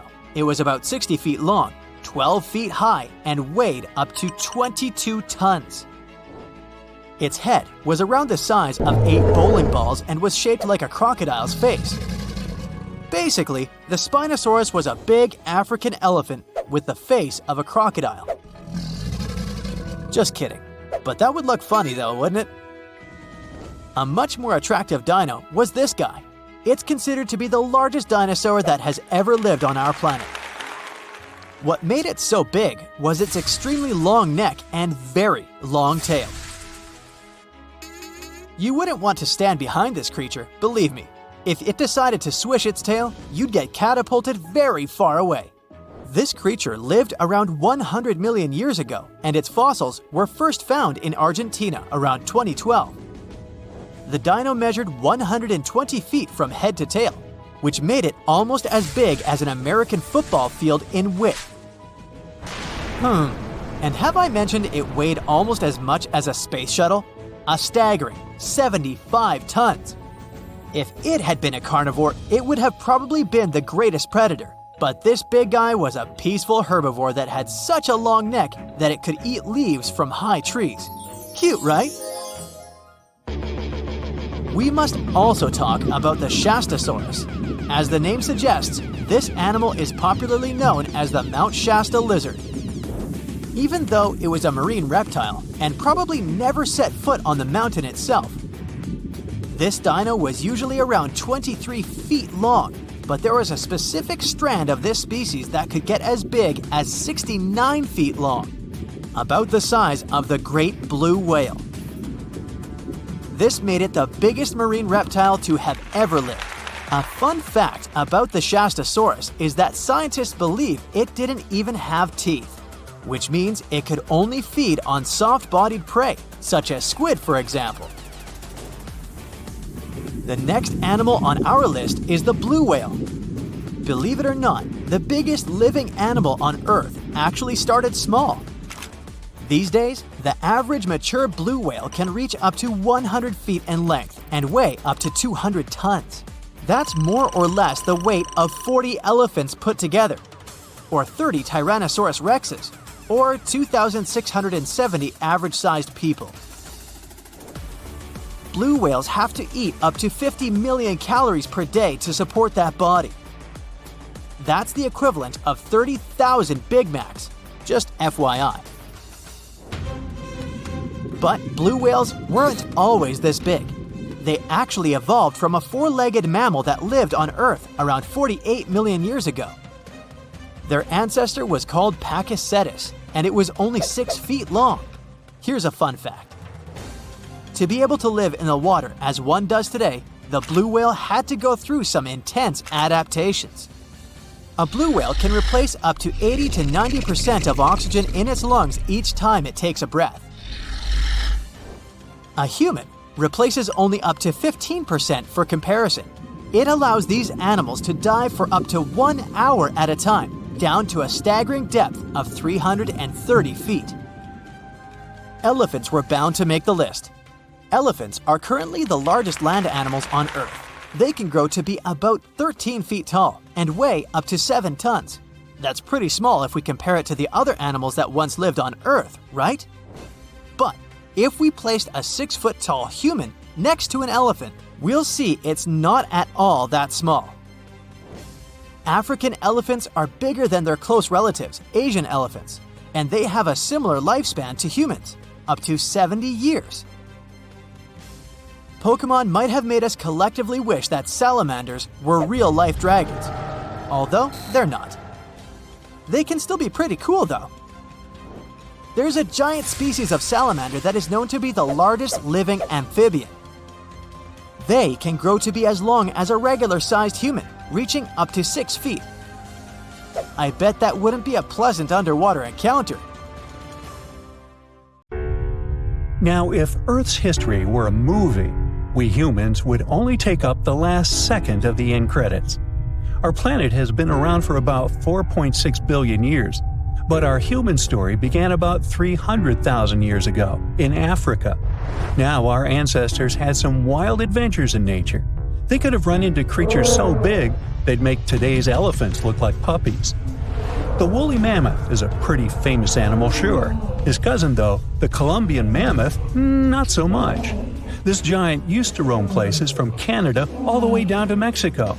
Unlike the furrier woolly mammoths, which hung out in colder places, these animals had shorter hair, resembling huge elephants. They also had incredibly large tusks, like 12 feet worth of spiraling sturdy tusks. And they weren't just for show, they came in handy when facing predators. That includes our ancestors. If you think about sloths these days, you're picturing these adorably slow creatures. They couldn't possibly be in your list of most dangerous animals. Well, their grandparents might have. For starters, we call them ground sloths, and they vary a lot in size. Some were as big as rhinos, and others, like the Megatherium, were as colossal as elephants. Imagine seeing a 20-foot-long sloth which doesn't mind chewing on some meat every now and then, at least in theory. Ever heard of Bigfoot? Well, our next animal kind of looks like him, but is a distant cousin to orangutans.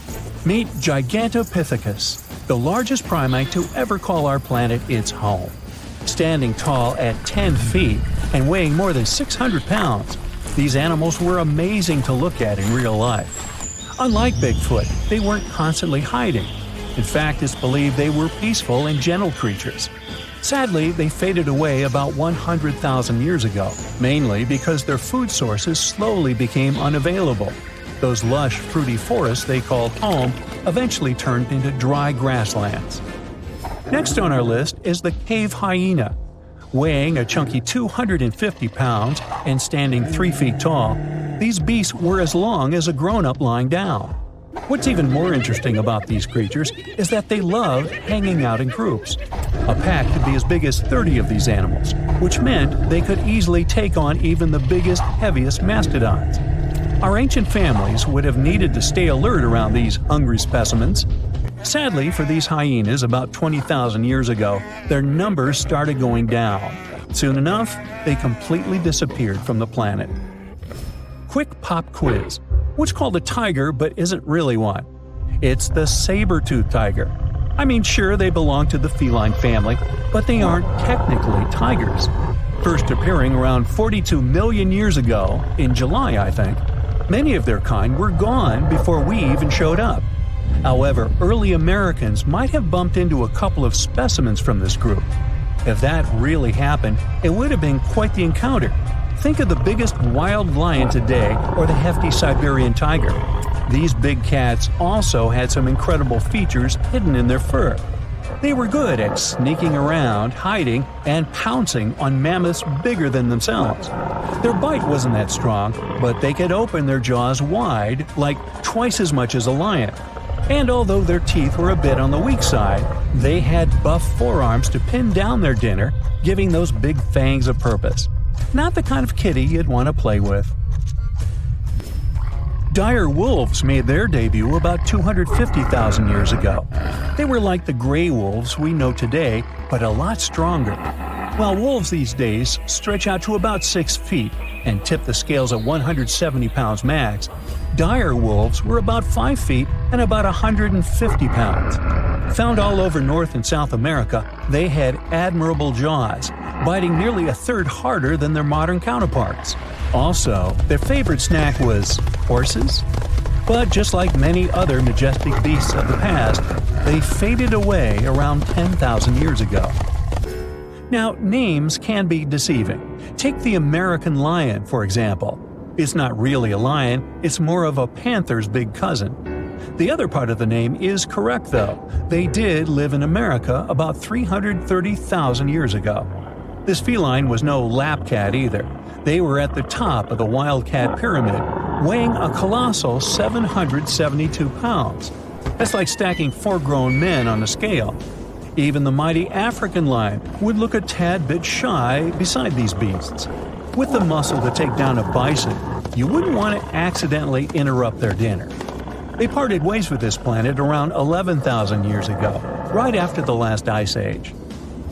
Now, down in Australia, about 50,000 years ago, I wasn't around then, there lurked a relative of the Komodo dragon, the Megalania.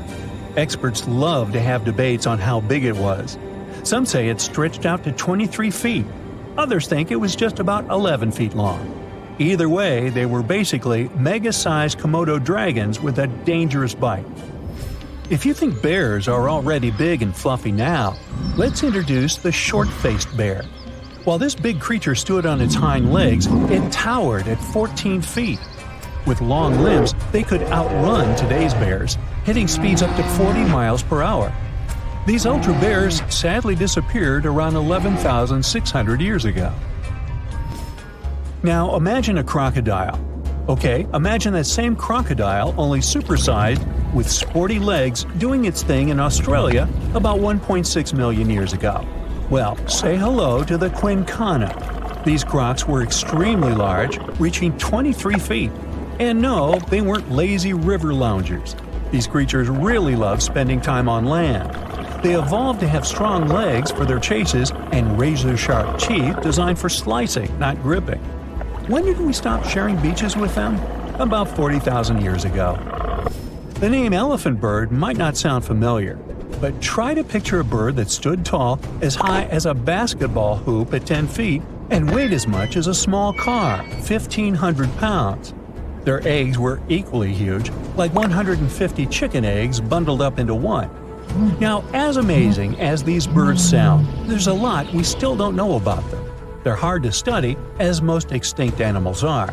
Still, some recent studies have given us some clues. Scientists have been examining ancient molecules from their fossilized eggshells. It's an awesome piece of evidence, since these birdie shells were thick, preserving precious DNA inside. Plus, there are tons of these eggshell fragments sprinkled all over Madagascar's beaches. Because of these findings, we now know these birds were herbivores and loved eating leaves and seeds. We also know the tiny kiwi bird is its closest living relative. Now, dodos were these amazing birds we also used to share the planet with. They're like distant cousins to ancient pigeons. To give you some perspective, imagine a chunky bird weighing about 50 pounds. Similar to chickens, turkeys, and ostriches, dodos were also the types of birds that couldn't fly. Their wings were small, and they had the muscle strength of, well, a wet noodle. Now, you might have heard the word dodo used as a name for creatures that aren't that bright. Don't get confused, though, by this name. These birds were in fact intelligent. Scientists were able to figure that out by studying their fossils. It turns out that they were good at smelling stuff, unlike most birds that are all about the visuals. These creatures aren't around for us to study anymore, but that might change. One evolutionary biologist is on a mission to fully understand these amazing ancient birds. On that note, she revealed that the dodo's DNA has been completely sequenced. There are even talks about potentially bringing dodos back to life. They would make a nice addition to the lovely beaches of Mauritius, the place they used to call home many, many years ago. Mirror check. You've got your beige parka on, your chisel is packed, and your overnight plane ride to Saudi Arabia is booked. You know what this means, right? Unfortunately, you weren't cast in the remake of Dune. It just means that you're ready to go explore the world's largest desert areas in the hopes of uncovering prehistoric secrets about our ancestors. Let's get one thing straight. If you ever thought that deserts were empty spaces, think again. They might be filled with sand as far as the eye can see, but they also hold a lot of history, you know, because before humans settled down in cities and towns, we were nomadic people, and we traveled all around the globe looking for food, water, and shelter. So we had to come up with some interesting stuff to survive. Like this thing that was found in the desert of Saudi Arabia. Do you have any idea what this could have been? Over many years, scientists have discussed the origins and use of huge structures such as these ones. It seems our Neolithic ancestors were way smarter than we gave them credit for. They didn't spend all their hours around the fire carving weapons out of stone. No, they were also practicing their architectural skills. These huge stone structures are called desert kites, because if you look at them from a distance, well, they sort of look like kites. Archaeologists have arrived at the consensus that these kites were used to lure animals in. This way, it would make it easier for our ancestors to guarantee their week's food.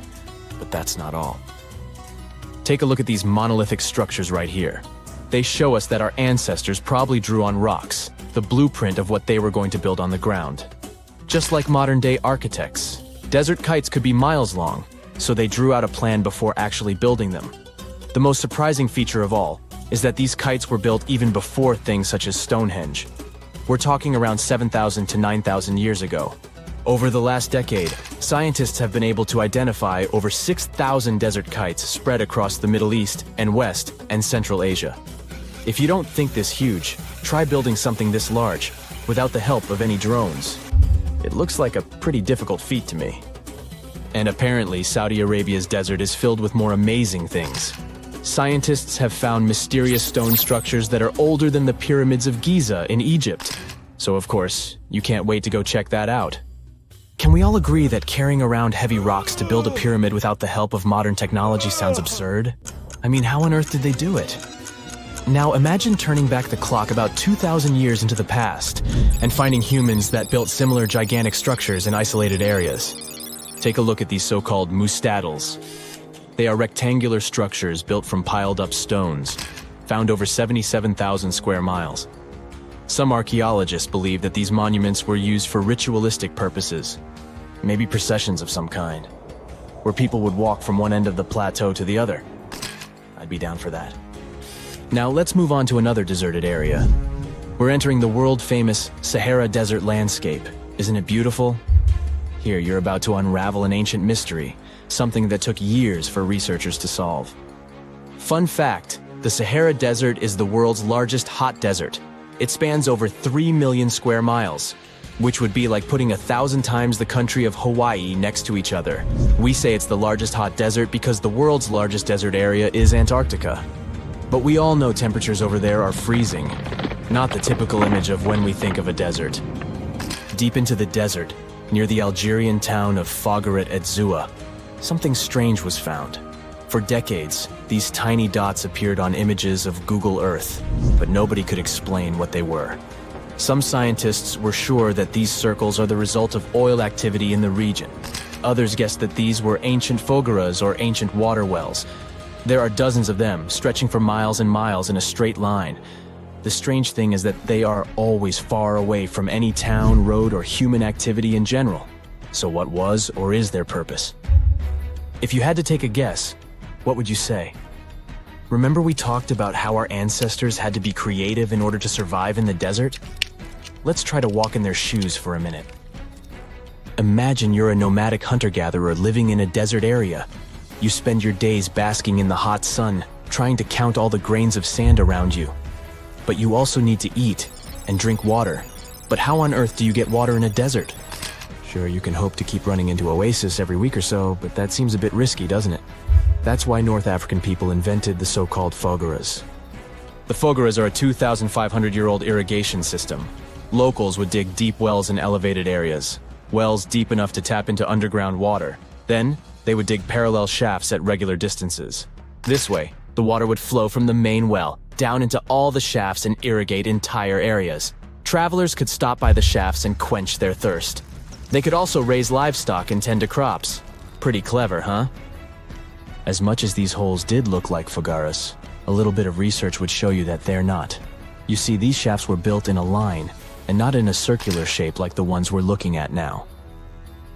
So maybe it has something to do with the second option? Maybe these desert holes were related to oil activity in the region?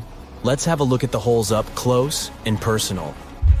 From Google Earth, they don't seem that big, but in real life, they are huge craters. The tip to uncovering what they are is hidden beneath the sand. If you were one of the researchers originally uncovering the truth behind this mystery, you would have found something unique hidden in the sand. Old dynamites and vintage sardine cans. Putting the pieces of the puzzle together, scientists found that these sardine cans were a model from the 1950s and 1960s. It seems that entire teams from that decade would camp out while they surveyed the area for oil. And what about the dynamites? These were used for seismic surveying. This is an old technique, used to identify if there is oil and gas beneath the Earth's surface. Still in North Africa, you find out about another desert mystery worth exploring. Near the city of Tiaret, southwest of Algeria's capital, one runs into 13 peculiar monuments. These structures are also called jedars, and yes, I am aware of how much that may sound like a Star Wars reference. They are pyramid-like in their shapes, and as far as scientists know, they were used as final resting places for the people who lived in the region. Can you guess who these were? Most likely the Berber nomads. And since we're talking about ancient stuff, they were probably built between the 4th and 7th centuries CE. Once scientists began to explore the insides of these monuments, they found they were pretty big inside. They found large underground vaults, chambers, and labyrinth-like corridors that gave way to over 20 compartments.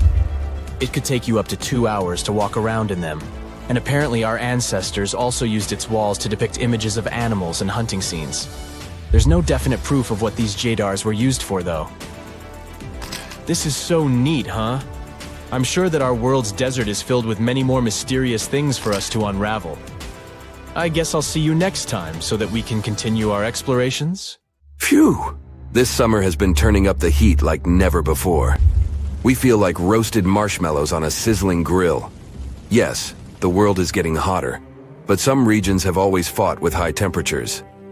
It turns out people had some inventions to keep themselves cool in ancient times too. Some of them are still functioning, even 3,000 years later. Let's take a look at how people saved themselves from heat throughout history.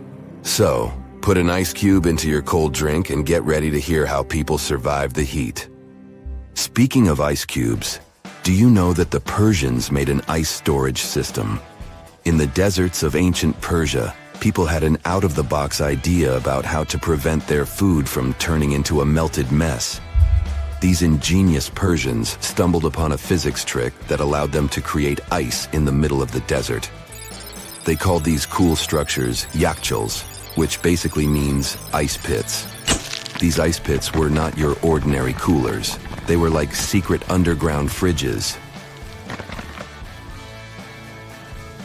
They looked like dome-shaped mud brick structures on the outside, but inside, it was a whole different world. These ice pits had an evaporation cooler system that worked like magic. At night, when the desert cooled down, Persians made use of the radiative cooling effect. They set up cleverly designed trenches to hold thin layers of water. The water froze, defying the desert heat. Then there were underground square storage areas. The Persians collected the melting ice water from these cool trenches, and during the night, they froze it again, making the most of the desert's natural chill. To add to the cooling effect, they built a wall to shade the storage areas from the hot midday sun. And that's not all. They had this fantastic wind-catching contraption called a badger that caught the breeze and directed it right into the ice pits. Fresh air plus ice. Cool breeze. A winning combo. They even had intricate water channels called qanats to bring water to the ice pits and homes all the way from the nearby mountains. As time passed, these yakhchals faded into history and modern technology took over. But hey, there's good news too. Some awesome folks in Iran are restoring these ancient coolers. So, if you ever find yourself in the desert, don't forget to pay a visit to these marvelous places and witness the genius of the ancient Persians firsthand. Now, I want to focus more on the wind catchers because they don't just help make ice cubes. They actually function as a cooling system as well. Back in the day, those clever architectural wonders were all the rage in places like Persia, modern-day Iran, Egypt, and the Middle East. Imagine tower-like structures with openings at various levels strategically placed to harness the power of nature's breeze. These openings were like magical portals for the wind. They captured those refreshing gusts and guided them right into people's living spaces. Basically, they were natural air conditioners. The breeze would gracefully flow downward, cooling the ground as it danced through the building. The secret sauce lies in the details. The tower's height, the number of sides, the openings, and the positioning of the interior blades. Everything plays its role in how efficiently the wind towers work out. Thanks to these wind catchers, ancient societies could enjoy comfy indoor temperatures without sweating. Can you imagine living in those times? Feeling the gentle breeze whisking through your home, keeping you feeling fresh and chilled out? The Persians are often credited for inventing these awesome wind catchers. But hey, don't forget about Egypt. There, you can find traces of similar structures dating all the way back to 1300 BCE. Yes, the invention of wind catchers may have occurred in ancient Egypt, but Yazid in Iran is the city with the largest number of wind catchers. People wouldn't have been able to live there without these ancient ACs because there was almost no rain in the area throughout the year. Now, let's look at these perforated double-skinned exteriors. Imagine dressing up a building with a fancy perforated screen. It's like giving its exterior a stylish makeover while keeping things chill inside. This genius technique, firstly, scatters the natural daylight, so no harsh sunbeams to blind you. The screen also offers shade like a pro, giving the building's interior a much-needed break from the blazing sun. Think of it as a natural sun hat for your home. Placing this screen about 4 feet away from the outer walls creates a breezy, dreamy hallway for fresh air circulation. And hey, they add a touch of elegance to the building too. These structures are sometimes called Jali. Jaipur, India, for example, has an average daytime temperature of about 100 degrees Fahrenheit.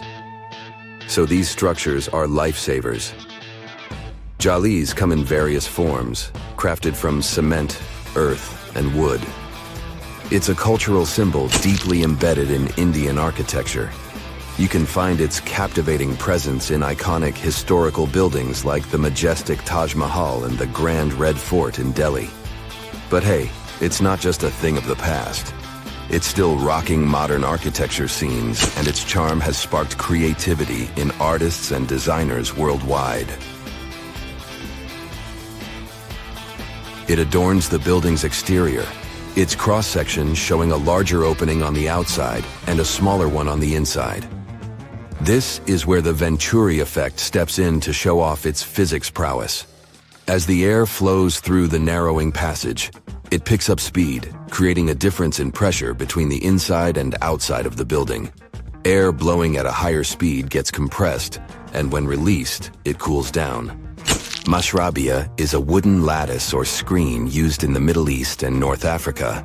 These decorative wonders are like window blinds, but they do more than just look pretty. They're smart too. They give privacy, shading you from the sun, and let fresh air and light in. Some people also add clay pots filled with water, sand, or damp straw to their designs. As hot air breezes through the holes, it also passes through the pot's porous surface. The moisture inside evaporates, cooling the air. This is a perfect low-cost technique for hot and dry climates. It's eco-friendly, and there's no need for electricity. Now, let's fast forward to today. Designers are getting creative, mixing traditional wisdom with modern tech. At the Al Bahar Towers in Abu Dhabi, they've got it too. Picture over 2,000 hexagonal panels that dance with the sun's movement, providing shade to the building's interior. Water evaporation was another secret weapon for ancient people. Simple, yet super effective. Plus, ancient Egyptians hung wet mats and curtains in doorways. When the air passed through them, it cooled down, providing a relief from the scorching sun. Ancient architects were the masters of maximizing airflow. They knew how to cross-ventilate and let hot air escape while inviting cooler air to the party. Speaking of ancient Rome, bathhouses were the place to be back then. It was like a community hub. People gathered to chat about politics, play sports, and, of course, take a relaxing dip. The frigidarium was the cool spot in Roman baths. After a steamy soak in the caldarium, Romans dashed to this giant pool to chill out. Then in some places, like Cappadocia in Turkey, people went underground to hide from the heat. They carved cozy dwellings in volcanic rock, harnessing the Earth's natural cooling powers. So the lesson here is simple. Architects and designers can create wonders by combining local traditions with smart tech. California's Death Valley boasts the highest officially registered temperature to date, with 134 degrees Fahrenheit in 1913. Meanwhile, Africa's sweltering record stands at 131 degrees Fahrenheit in Kebili, Tunisia, as noted in 1931. In Europe, the highest temperature ever documented reached almost 120 degrees Fahrenheit in Sicily in August 2021. Then, in 2022, the UK had the hottest summer of all time. The legend goes that a dwarf named Fafnir was famous for his strength and courage. Because of his qualities, he was tasked with protecting their kingdom. Dwarves were known to gather a lot of wealth, so a bit of added security was a must. I mean, they lived in a house made from gold and precious gems. But Fafnir also had another special talent. He was able to shapeshift. Tricked by Loki, the Norse spirit of mischief, Fafnir was taken over by his greed and the shine of his father's treasure. He decided he did not want to share any of it, not even with his father or his brothers. He stole it and ran away all by himself to a place he'd be hard to find, the middle of the desert. To protect his wealth, Fafnir transformed into a huge dragon. His new appearance looked like a huge snake, powerful and scary. His magical powers did not end there, though. Because the dragon couldn't fly, he also spread poison all around his new home, so no one had a chance to survive if they wanted to take his gold away. Fafnir was soon defeated by a young hero named Sigurd. The legend of Fafnir tries to explain why family is more important than greed. It also shows the many magical powers dragons possess. But the most interesting part is that it's quite a good example of how dragons came to be in our tales. But hey, this is just one of the many stories mentioning dragons. Just switch on your TV or peek into any bookstore, and you'll surely stumble upon dragons somewhere. Variations of dragon-like creatures have been described in stories from all over the world, from Asia to Northern Europe. Most of these creatures are depicted with reptile-like bodies, wings, and claws. And the scariest trait of them all, they can breathe fire out of their mouths. The name of these creatures comes from the Latin word draconum, which translates to huge serpent. But let's take a trip down memory lane to see how it all started. An Asian historian, for example, discovered some fossils back in the 4th century BCE and decided that he'd stumbled upon dragons. It's easy to understand why he got so confused if you look at a fossilized stegosaurus. It was 30 feet long, 14 feet tall, and covered in armored plates and spikes. The Nile crocodile might have gotten mistaken for a dragon too. It still exists today and lives in sub-Saharan Africa. But it may have been more popular in ancient times. When reaching maturity, Nile crocodiles can grow up to 18 feet long. But that's not all. It can even walk with its body off the ground, and some were even pictured standing on their 2 back legs. Goannas are dragon-like lizards that live in Australia. Large as they are, they also have razor-sharp teeth and claws, and are also known to even produce venom. It's easy to see why goannas may be the source for the Australian version of dragons. When humans first discovered whale bones back in the day, we had no idea these animals lived in the sea. Given their size, we surely must have thought they were dangerous. And because we rarely see whales, if we don't go underwater of course, they were poorly understood and easily mistaken for dragons too. Probably the most interesting source of dragon mythology is actually the human brain. In a book called An Instinct for Dragons, there was a theory which claimed that dragons existed in almost all ancient cultures because we had evolved to fear large predators to survive. We aren't the only mammals to do this. Monkeys have an innate fear of snakes and large cats too, for example. When you combine these natural traits with folklore, you get a lot of dragon stories everywhere, adapted to each region. Reptilian beasts with magical powers date back as far as the origins of human civilization itself. I'm talking about ancient Mesopotamia. Humans back then used to believe in all sorts of creatures, but their head spirit was Marduk, the patron of the city of Babylon. If you look at the artwork from back then, Marduk was depicted with a snake-like dragon at his side. It could be either nice or vengeful, depending on what mood it was in. If you want to sign up to become a dragon, the first thing they'll ask you at the interview will be if you can breathe fire, of course. So scientists have tried to look into some ways that could make it real for dragons to breathe out fire without damaging their throats. To do that, they examined the bombardier beetle. This eccentric insect can pack up some really hot substances in its belly. Once the creature gets bothered by something, it shoots out a fiery load of chemicals. In all fairness, it's not really fire, but it does burn, so it's close enough. Going back to dragons, they'd need to have similar glands in their throats to produce the same effect. But where do dragons come from? They didn't just appear out of nowhere, regardless of the source you consult. Some tales, like that of Fafnir, say that even humans can turn into dragons. But the most popular theory is that dragons start out as eggs. Some sources even draft a series of stages a dragon has to go through during its life. Everything starts with hatching. Dragons are said to eat their way out of those shells and break the sides of the egg.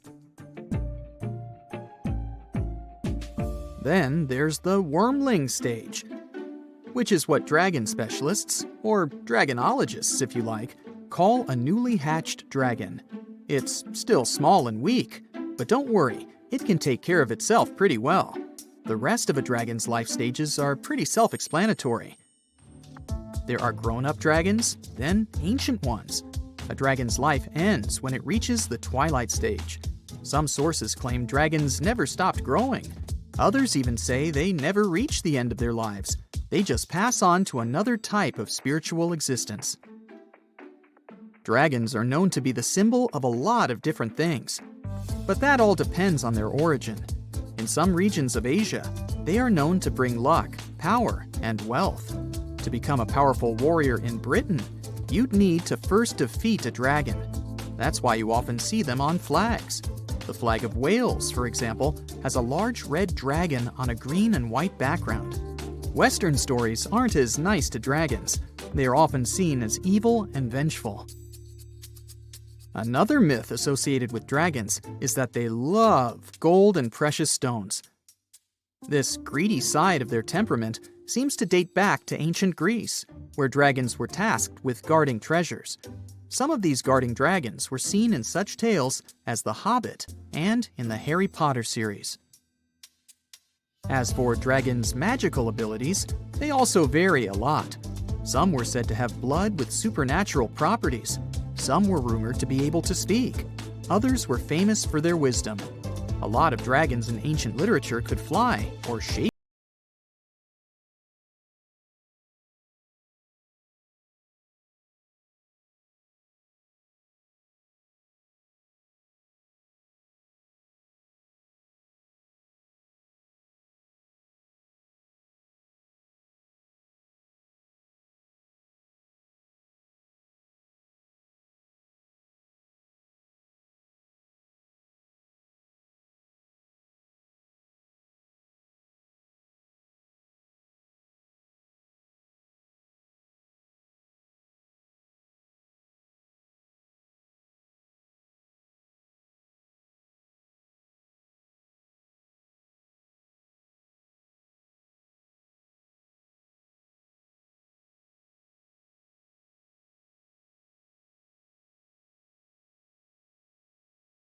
Australia used to have its own giants. Those were huge animals that could have dwarfed anything living on this continent these days. Scientists found the remains of many of those ancient creatures in the Narracuta Caves in South Australia, 4 hours away from Adelaide. It's a lovely region, but it can be treacherous. Watch out for holes the ground is pocked with. Known as pitfall traps, many of them are no wider than a coffee table. They're deep and plunge into the darkest of caverns. One of such caverns is called Victoria Fossil Cave, and it's a treasury that's been hiding the bones of around 45,000 animals for centuries. Some of the oldest bones belong to creatures far more terrifying than any animal you can encounter today. Those were the ancient Australian megafauna, huge beasts that roamed the continent during the Pleistocene epoch. During those, there were giant snakes, huge flightless birds, wombat-like creatures the size of a rhinoceros, and many others. One of the largest examples of the Australian megafauna scientists have discovered so far is the Diprotodon. That giant herbivorous creature was 10 feet long and 6.5 feet tall, and weighed more than 6,000 pounds, about as much as a small Asian elephant. Even though this terrifying beast didn't eat meat, it could have smashed other animals with its sheer weight. Scientists have found the remains of hundreds of such creatures all over Australia, so it's safe to say that no other animal from that time or in that location was larger than this giant. Despite its creepy appearance, the Diprotodon was a relative to the modern-day wombat, and those are known to sometimes pounce humans. The Diprotodon had toes that pointed inward and were well suited for digging burrows. On the other hand, Diprotodon was a giant, and it was unlikely that it used to do so. It was likely a trait it had inherited from its smaller burrowing ancestors, or it could have used its claws to search for roots. This theory is supported by the fact that the animal's pouch was facing backward. It prevented any dirt from collecting inside while the creature was digging. Since this animal was so big, it didn't have to worry much about predators. Up until 60,000 years ago, when the first humans appeared on the continent, full-grown diprotodons only had to look out for creatures like the quincana. Measuring in at a whopping 20 feet long, the quincana was a land crocodile. It lived in Australia from around 20 million to 40,000 years ago. It disappeared along with most other mega creatures of the last ice age. It's thought to be the result of the first humans coming to the continent. Even though the quincana was extremely fast and dangerous, it was possible that this creature got outcompeted by human hunters who took all available prey. Unlike modern crocodiles that are mainly aquatic, that mighty beast was a land dweller. Scientists figured it out by studying the quincana's legs. They were able to support and carry the body clear off the ground. It means there was no escape for ancient people once the quincana spotted them. Modern crocodiles can only push themselves along on their bellies. Such an adaptation allowed the quincana to chase its prey for long periods of time, exhausting it in the process. Another creepy feature of this ancient monster was its teeth. Aquatic crocs have conical teeth. Those are great for gripping and holding on to prey underwater. But quincana had knife-like teeth, ideal for slicing soft-bodied animals like, mammals. Another Australian monster, Thylacoleo, wasn't all that large, but it didn't make it any less terrifying. It was still among the top predators and the biggest carnivorous animals in Australia. This creature was a true oddity of nature, even by prehistoric standards. First, its teeth resembled not those of a regular predator, but those of a rodent. Its front incisors were enlarged, taking the place of canines. Premolars were also shaped like blades. They were used for cutting flesh and bone. At first, scientists thought that Thylacoleo used those teeth to eat nuts and fruits. But later, a study showed that the use of such teeth was better suited on necks and spines. The jaws of this ancient creature were immensely powerful. A 220-pound Thylacoleo had a bite force similar to that of a present-day 550-pound lion. It means that the animal could easily bring down prey much larger than itself. Then there was Thylacoleo's tail. It had strong muscles which provided the animal with the ability to use the tail as support when tackling large prey. The Thylacoleo had retractable claws, and this feature is very uncommon among marsupials. It allowed the animal to keep its razor-sharp hooks from getting blunt and could help it get a better grip on its prey. Scientists are quite sure that, like today's leopards, the Thylacoleo could climb trees and jump on other animals from above. It was done so fast and stealthily, they never knew what hit them. The creature's rear feet support this theory. The first toe there was reduced, but the foot had a rough pad like what modern-day possums have. It allowed them to have a better grip while climbing. Right after scientists found the first skull of the Meliolania, this animal was classified as a lizard. That's why its name translates to small groomer. But after they discovered more complete fossils, it turned out that the Meliolania was a giant turtle. But that's not all. It was one of the largest land turtles to ever have existed. The main reason researchers initially believed the creature to be a lizard was the fact that its skull was adorned with a series of spikes. It's something the modern-day horned lizard can boast. But even after discovering the true nature of the Meliolania, scientists still don't know how to properly catalog it. It might have been a creature that folded its neck under its spine, or it could have folded it to the side. Beside those defensive mechanisms on its head, the Meliolania was also equipped with a spiked tail, which was probably used to prevent predators from attacking the animal from behind. Most species of the Meliolania disappeared around 2,000 to 3,000 years ago because of humans who hunted them to extinction in both Australia and on the surrounding islands. It took around 2 centuries for these turtles to go extinct in that region of the globe. The Megalania was a giant Australian lizard that existed at the end of the Pleistocene epoch. It looked like a Komodo dragon and the Australian monitor lizard, which are both believed to be Megalania's closest living relatives. Fossils tell us that the ancient animal was anywhere from 15 to 26 feet in length. Ow! The youngest fossil remains of this ancient Australian monitor lizard date back to about 50,000 years ago. The first indigenous settlers must have encountered Megalania, which led to the lizard's extinction. Originally, scientists thought that the Megalania was the only member of the genus Megalania, but these days it belongs to the genus Varanus, which means that the prehistoric creature is closely related to other Australian monitor lizards. Our next giant creature on our list was once dubbed an ostrich on steroids. I mean, look at it. It was the last of the thunderbirds to go extinct in Australia. The Genyornis lived on the continent at the same time as early humans. They might have coexisted for 15,000 years or so before the huge bird eventually disappeared. This theory has some proof. The bird's fossils found along with human artifacts. Some cave paintings also depict flightless birds similar to the Genyornis in size and shape.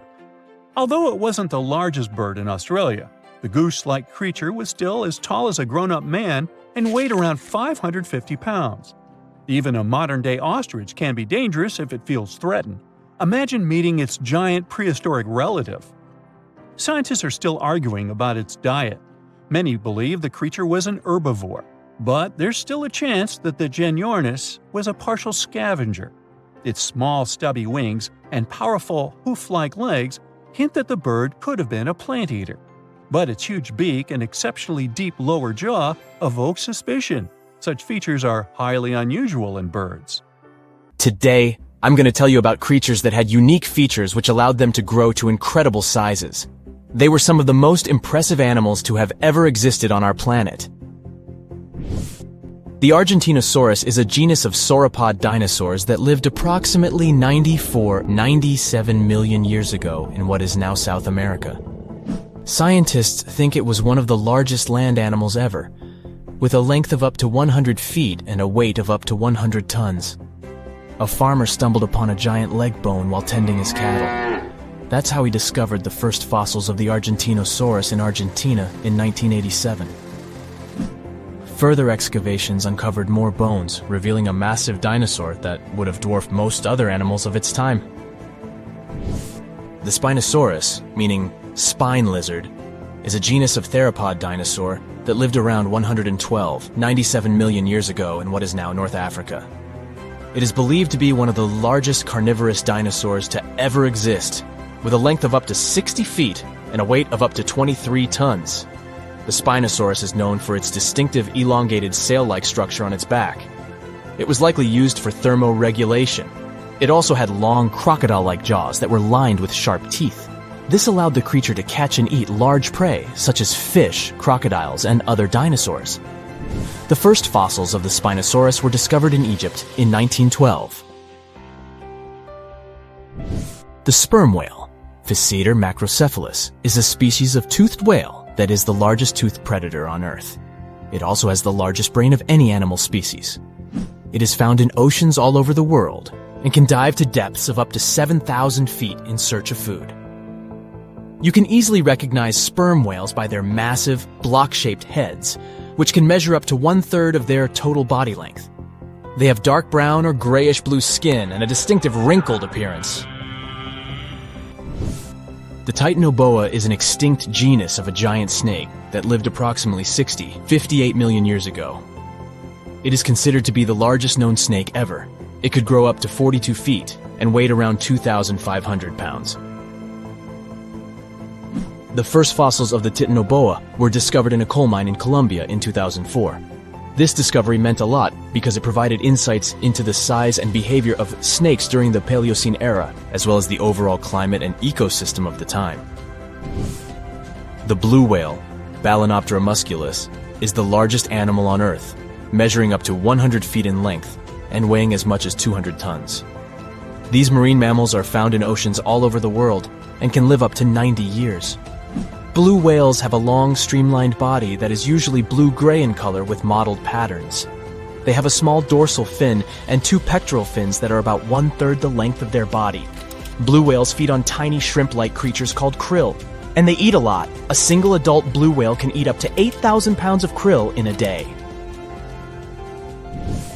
The Leadsichthus is an extinct genus of large, bony fish that lived during the Jurassic period, approximately 155 million years ago.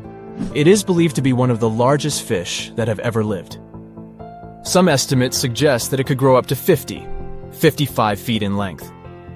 The first fossils of Leedsichthys were discovered in England in the 19th century, and more recent discoveries have been made in other parts of Europe, South America, and Africa. Despite its enormous size, the Leedsichthys was a filter feeder, similar to modern-day whale sharks, and likely fed on plankton and other small organisms. The creature did it by simply swimming with its enormous mouth open, filtering water through its gills. The pterodostro is an extinct species of flamingo-like birds that lived approximately 35 million years ago. They were relatively small birds with a wingspan of about 2-3 feet. And they were known for their distinctive long, narrow beaks equipped with comb-like structures used for filter feeding. The pterodostro lived in shallow bodies of water, like lakes and lagoons, and mostly fed on small crustaceans and other tiny organisms. The animal filtered them from the water using the comb-like structures on the inside of its beak while swimming through the water. The African elephant is the largest land animal on Earth and one of the most recognizable ones. There are two species of the African elephant, the savanna elephant, Loxodonta africana, and the forest elephant, Loxodonta cyclotis. You can see them in various parts of sub-Saharan Africa. These creatures can be identified by their large size, gray skin, and long trunks. African elephants can grow up to 13 feet tall and weigh up to 14,000 pounds, depending on the species and gender.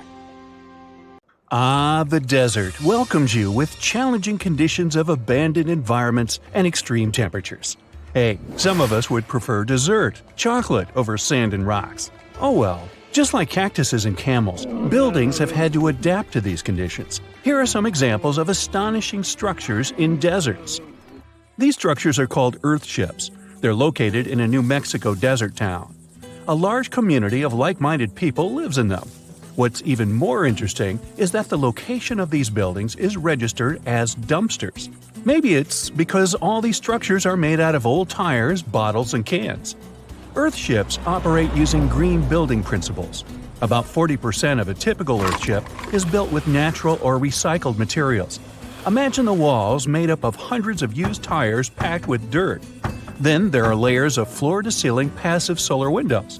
They gather the sunlight during winter and reflect it in the summer to keep the structures at a reasonable room temperature. You can see plants in corridors and glass bottles or aluminum cans stuffed inside walls. Certainly a distinct house in many ways. Mike Reynolds is an architect who noticed the alarming waste and consumption levels in the 1970s. He designed a fully sustainable home out of cans back then.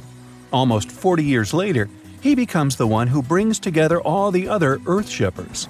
Reynolds drove a Mercedes, but it ran off of the vegetable oil he picked up at fast food restaurants in town. A standard 2-bedroom, 2-bathroom earthship costs about $250,000 in this town. Yet there are earthships like Dobson House that can cost as much as $1.5 million. If you do it yourself, with family and friends, you can eliminate the cost of labor, and it becomes relatively less expensive. Let's assume you're really going to build one. Where can it be? Well, anywhere. Earthships currently fit in the cold, dry air of Canada, as well as the hot and humid climate of Haiti. This is the Mirage Mirror House. It's an installation set in the Southern California desert. Mirage opened in 2017 as part of a contemporary art exhibition. It's composed of mirrors. This minimalistic structure blends with the environment around it. The doors, windows, and openings have been removed to create an amazing experience. What you have in the landscape is reflected back to you. How's it made? With mirrored surfaces. At night, the distant lights refract from the mirrors. In the daytime, the sky is transformed into banks of clouds. There's no fixed scenery in this house. How about seeing a futuristic structure in the deep desert? Architects designed a concept home that pairs perfectly with Elon Musk's Cybertruck. The house has a post-apocalyptic theme. I mean, when I say post-apocalyptic, it's because I can't say it. Anyway, the house is designed to survive in a disaster scenario. The Cyber House has steel gates, the windows are armored, and the exterior walls are made out of super strong material. Modern house is controlled by an autonomous geothermal heat pump. To put it in less sci-fi terms, you can keep the internal temperature steady. This sleek house has an entrance that can fit the Cybertruck. After all, it's inspired by it in the first place.